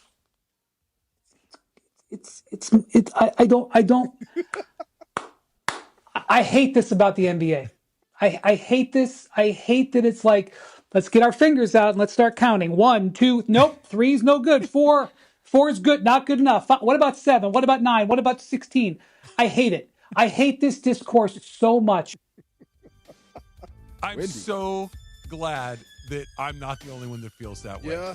The conversation that he just had with himself, that frustration of, are we literally just going to count things? Like, how stupid are we? Where we're just going to add up, well, you have 5 and he has 4, therefore you're better than that. It is such, A, it's dumb. B, it doesn't elevate the discourse at all. C, there is no room to actually think about these things if we're just going to count them along the way.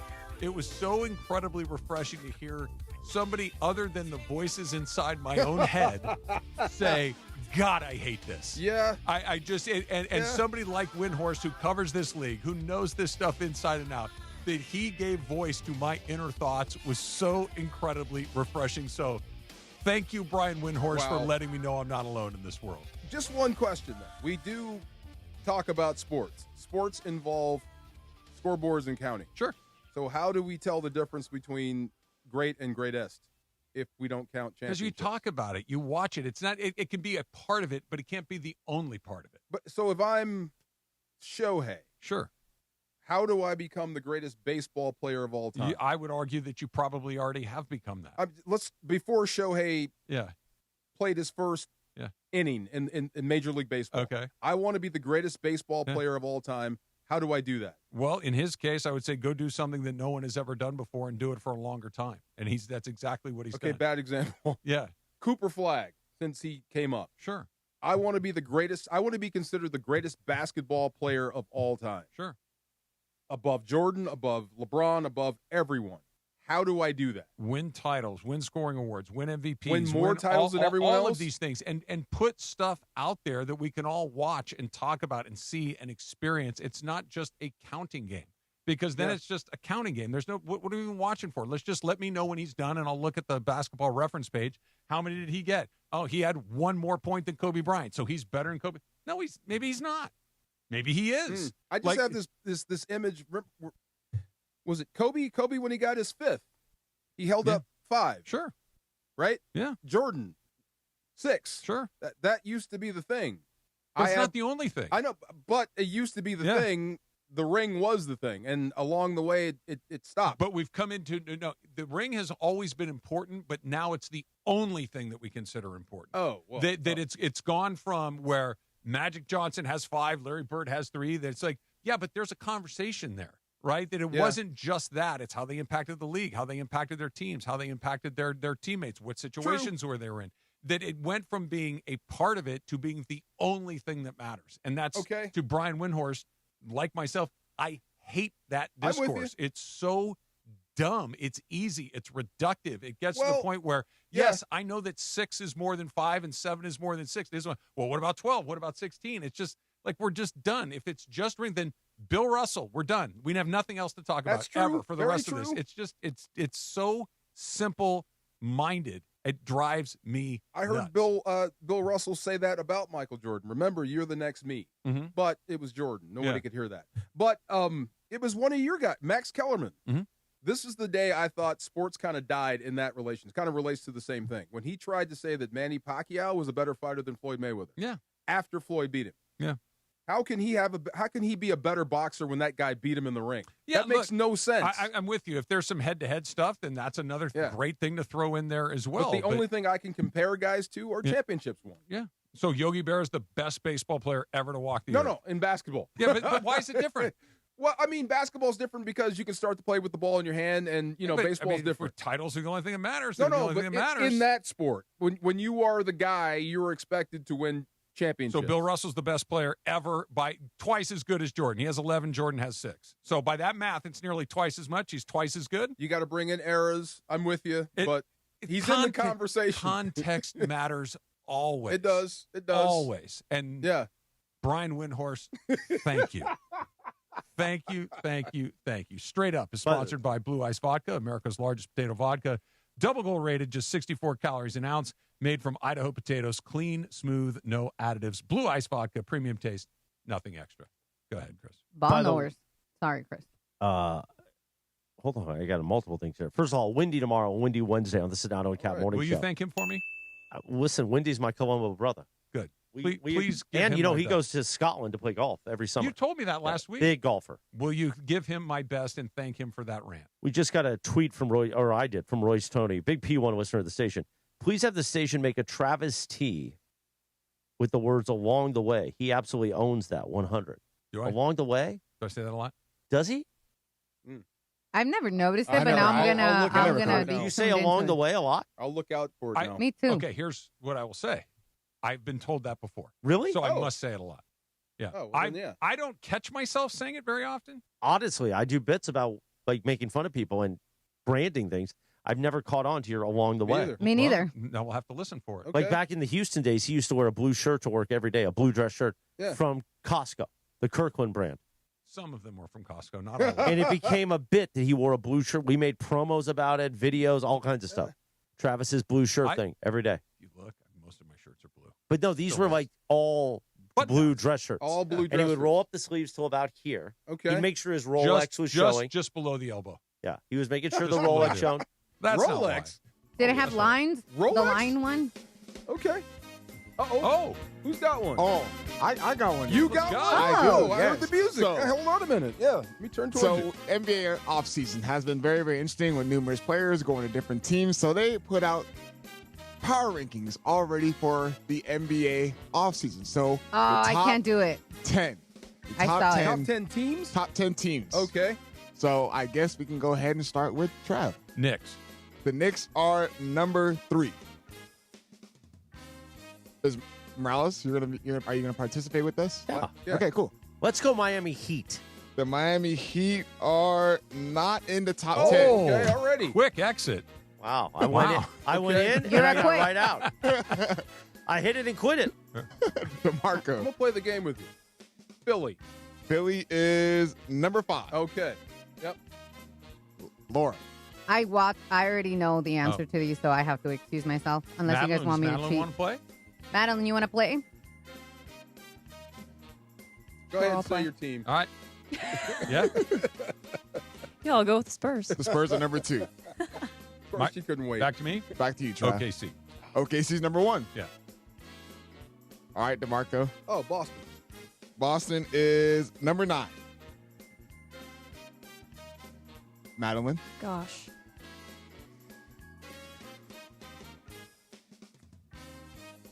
Like blanking. Let's go. 5. Cavs 4, were already said. 3. No, the Cavs are not said. Okay, I'll say the Cavs. Ah! I'm glad you'll be glad you did. The Cavs are number 8. All right. Oh, we're just for clarity. We still need 6, 7, and 10. Okay. I'm mad that I'm honest. My turn. It is your turn. Yes. Minnesota. Minnesota's number 7. Okay. Detroit. Detroit. Okay, we're going. Okay, number 6. So there's 2 left. So there's technically 1. Oh, no, 2 left. I'm sorry. Yeah, 2 left. It's number 4 and number 10. Madeline's up. I'll go with.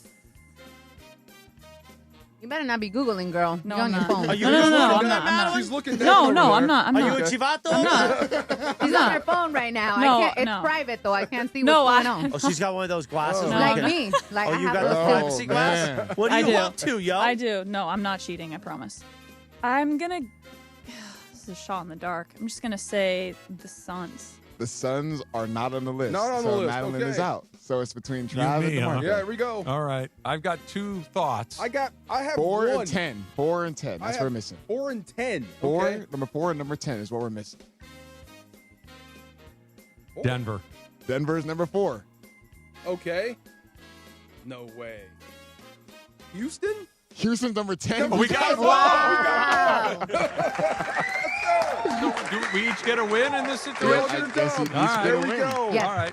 There I'm we glad go. I had Yeah. 2. It was Denver and Indiana was the other one I was thinking of, but Houston was not on my radar. Denver was not. I forgot about Denver. Yeah. I'm like, are they going to put Houston on that list? By the way, they put the Lakers at 11 Yeah. on okay. that list. Lakers at 11. I need to stop being honest. that This is seems like high. the 3rd time I've Yeah, excused myself. Oh, you could have won. You I could could have have. cheated. I could have. Yeah, but Oh. that Well, we got doesn't 'em feel all right. anyway. We got them all. We knocked them out. There you Yeah, that go. doesn't Team matter win, very baby. well. Team win. It doesn't feel right. Do you guys want the standings really quick? I know we're running up Sure. against Hit it. it. DeMarco, top with 13. Boom.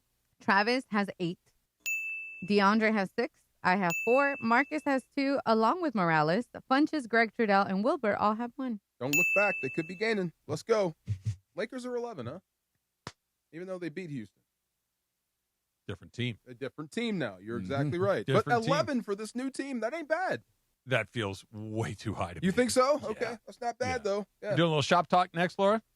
Yes, sir. Little shop talk coming up next. It's Along DeMarco the and way. Trav. Along the way. Long, did I say it? No. Oh. Well, along the way, we will get to shop talk coming up next. Call Jacob. All right, Cappy, listen, here's the deal. When you get into some sort of an accident, the insurance company is going to probably be the first person that calls you, and they're going to try to rush you to a settlement. They want to record you when you're talking. You got to be very careful when you're talking to these insurance companies. They also will probably downplay your pain. Hey, bro, my back is killing me. It's no big deal. It's going to go away in a couple of days. Do not let them do that. You call Jacob and Ronnie. Accident or injury, call Jacob and Ronnie. Call Jacob 1-800-345 6, 7, 8, 9. Call Jacob. Your ambition just met its match with Robinhood. You play for the win, not just on game day, every day. Channel that drive into your money. Robinhood puts you in control, all on one platform. You expect more from yourself. Expect more from your money. Get started today at Robinhood.com/yourmoney. Again, that's Robinhood.com/yourmoney. Your money, your move.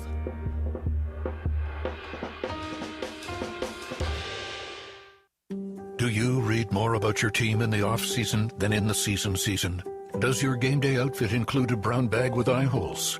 Then you may be a fan of a BST or bad sports team. Luckily, when you bundle your home and auto insurance with Progressive, you're protected. Because seeing your painted face in the rearview mirror after a loss isn't just depressing. It's distracting. Visit Progressive.com today. Progressive Casualty Insurance Company, affiliates, and other insurers. Covered subject to policy terms. Not available in all states or situations. Shohei Ohtani's interpreter was fired today. Ippei Mitsuhara ran up gambling debts to a Southern California bookmaking operation. The inside story of the biggest scandal in modern baseball. He was absolutely bananas, the amount of bets he was making. I've never seen anything like it. From 30 for 30 podcasts, this is The Betrayal of Shohei Ohtani. Presented by Gusto. Episodes 1 and 2 available now. Listen wherever you get podcasts. Drip Drop is doctor-developed, proven fast hydration that helps your body and mind work better. Trusted by firefighters, medical professionals, and over 90% of top college and pro sports teams. Drip Drop is engineered to hydrate faster and more effectively than water alone, with 3 times the electrolytes of leading sports drinks. Stock up now at dripdrop.com and use promo code RADIO20 for 20% off your first order. That's dripdrop.com, promo code RADIO20. 5:51 on a live imaging Tuesday, presented by Providence. Providence reminds you at providence.org to hydrate and moderate. Drinking plenty of water and limiting alcohol can lower your risk for chronic conditions and keep your body performing at its best. You see, I get the half gallon here. I'm sipping on all that. Good for you, man. That's a half Well, I gallon. try to do a gallon a day. Isn't it a gallon a day you're supposed to drink? That's a lot. A lot of water. Well, they say, what is it? Something, but basically, if you're doing like, how many, it's something, there's a calculation of your body weight times ounces or something. But basically, if you're doing 3 liters and up, you're in okay. Okay. I think Sua, he drinks a gallon a day. Yeah, that makes sense. I think, were you hot yesterday when you got to your car? Not particularly. Okay, I was a bit dry when you left. It was warm, but no, it was nice out there. It was nice out there. We had the canopy, though. Yeah. How much water do you drink in a day? I at least 5 bottles of water. Like 5, 20 ounce? Yeah. All right. It's about 100 ounces a You day. know the Rams weren't the only stars yesterday at Rams camp. These two were signing autographs like crazy. I was like, oh, yeah, our peoples. Well, people know Travis Rogers. Oh, I know they do. They do. They were screaming his name out there. Well, yeah, no. Travis is a commodity. Yes, I thought you meant Moneybag Yo. He was out there yesterday. I don't know. I was talking about you two. Oh. But they also know you guys work with Young D with the sweet meat. There you go. If you love having fresh wild meat in your mouth, shop. You can leave the shop wild pork, and then we love shop wild pork. Oh my God! Happy birthday to Glorilla, who's 27. Oh, today. Glorilla. Yeah. She's a rapper. Yeah. What's her hit? You know? Glorilla's a female. Yes. Oh. You sound like Mike Tyson. Oh. Shohei's a guy? Yeah. Yes. That's the Glorilla Are is a you a female. fan of Glorilla? Every day you're supposed to learn something new. You just I did. just checked the box. Yeah, her music's pretty good. She can flow. Lori Loughlin. Which one? She was Becky from Full House. Yeah. She was Becky. John Stamos's love Becky. interest in She Full House. also- Then she went to jail. She for went getting to her jail, kid- yeah. Her kid in Oh, USC. she was part of the Yep. SC scandal. Yes, I she forgot. was. Mitch Macy. No, that's No. it's his Yes. wife Felicity Huffman got caught up in that okay. as well. Rumford. Okay. Yeah, different family, but same Same thing. scandal. Okay. Yes. Little Bill. Adrian Broner, 37 years old He's today. probably going to fight again. You know, he may fight Ryan Garcia. He better not. Why? Come on, man. Adrian Broner. He ain't been the same. Sounds like he needs the payday. Go for it. By the way, you'll enjoy this real quick. After Keyshawn appeared on the morning show, because we had Geeter and Cappy, I go, with Key, it reminds me of how things were. And now, I'm looking at it. Cappy, you're like my Johnny Doe. Wow. He was my third tickler. Cappy or my Johnny Doe. You want to do it? No, see, here's the thing. You want to do it? Go ahead. Johnny Doe was far too aggressive. Like, Cappy's not aggressive No, like but Johnny Doe. you got my analogy, though. I understand the analogy, but like Johnny Doe is a very, very specific And then maybe one day taste. Key will come back and I'll give him the high hug. Oh, man. Like Jack Warner did to Dirk at the end. Well, they made peace. They made peace. I know what state I'm in, Jack. I'm ready to shoot. Dana White turns 57 years old today. Wow, he turned that UFC into a monster. I was just thinking about that the other day. Gracie Jiu-Jitsu is everywhere. Everywhere. That's what I was just thinking, too, the other day. They are not connected to the UFC. Yeah. The tournament they started. Yeah. Yeah. Well, Dana White did the thing that really, really successful people usually do, is they use other people's money to buy something Smart. and blow that thing up into a huge thing and then take the money out of it. Smart. Yeah, Yes, that's sir. what he did. I listened to a podcast with him the other day. He's a very, very smart guy. Who else we got here? Peter Cullen, the voice of Optimus Prime, turns 85 years old today, DeMarco. Yes. One shall stand, one shall fall. Megatron. Yes, sir. Did you have the toys? Of course. Yeah. Everything. Yes. Even ones that actually had things that shoot. Why'd you skip over Soldier Boy? I'm working my way back to Soldier Boy, who's 36 years old today. Really? Only 36? Only 36. He looks way older. But Crank That was like... He was really young, though. Yeah. Because I remember we did like... I wasn't even here yet. The Mason remix of that. Mario did that. And that was like 2007, 2008? He might be. 2009 maybe? When Yeah. he did that one. All right. Name another Soldier Boy song. That's it. That's all I know. Turn my swag on. Oh, yeah. There you go. Okay. That came out in 2007, There the you Crank That Soldier Boy. He was really young when that happened. Oh, okay. Yeah, there was a Steve Mason version. There is a Steve And Mason it was, version. we played it at all the Mandy Awards because it's Mason solo with the brown hair. He's rapping? He's not rapping. He's dancing, and Mario's You never rapping. saw that? I don't think I have. Oh, God, you gotta Have I that. seen it? Yeah. Let me show it to you. I feel like you probably have seen it. All right. All right. It ended that dance. Today in 1866, the metric system became the official measurement system in the United States. That apparently did not stick because there were, I think it's us and some very small country in Africa are the only two countries that are not on the metric system. Really? Okay. Yeah. If What would I a quarter pounder be called? Royale with cheese.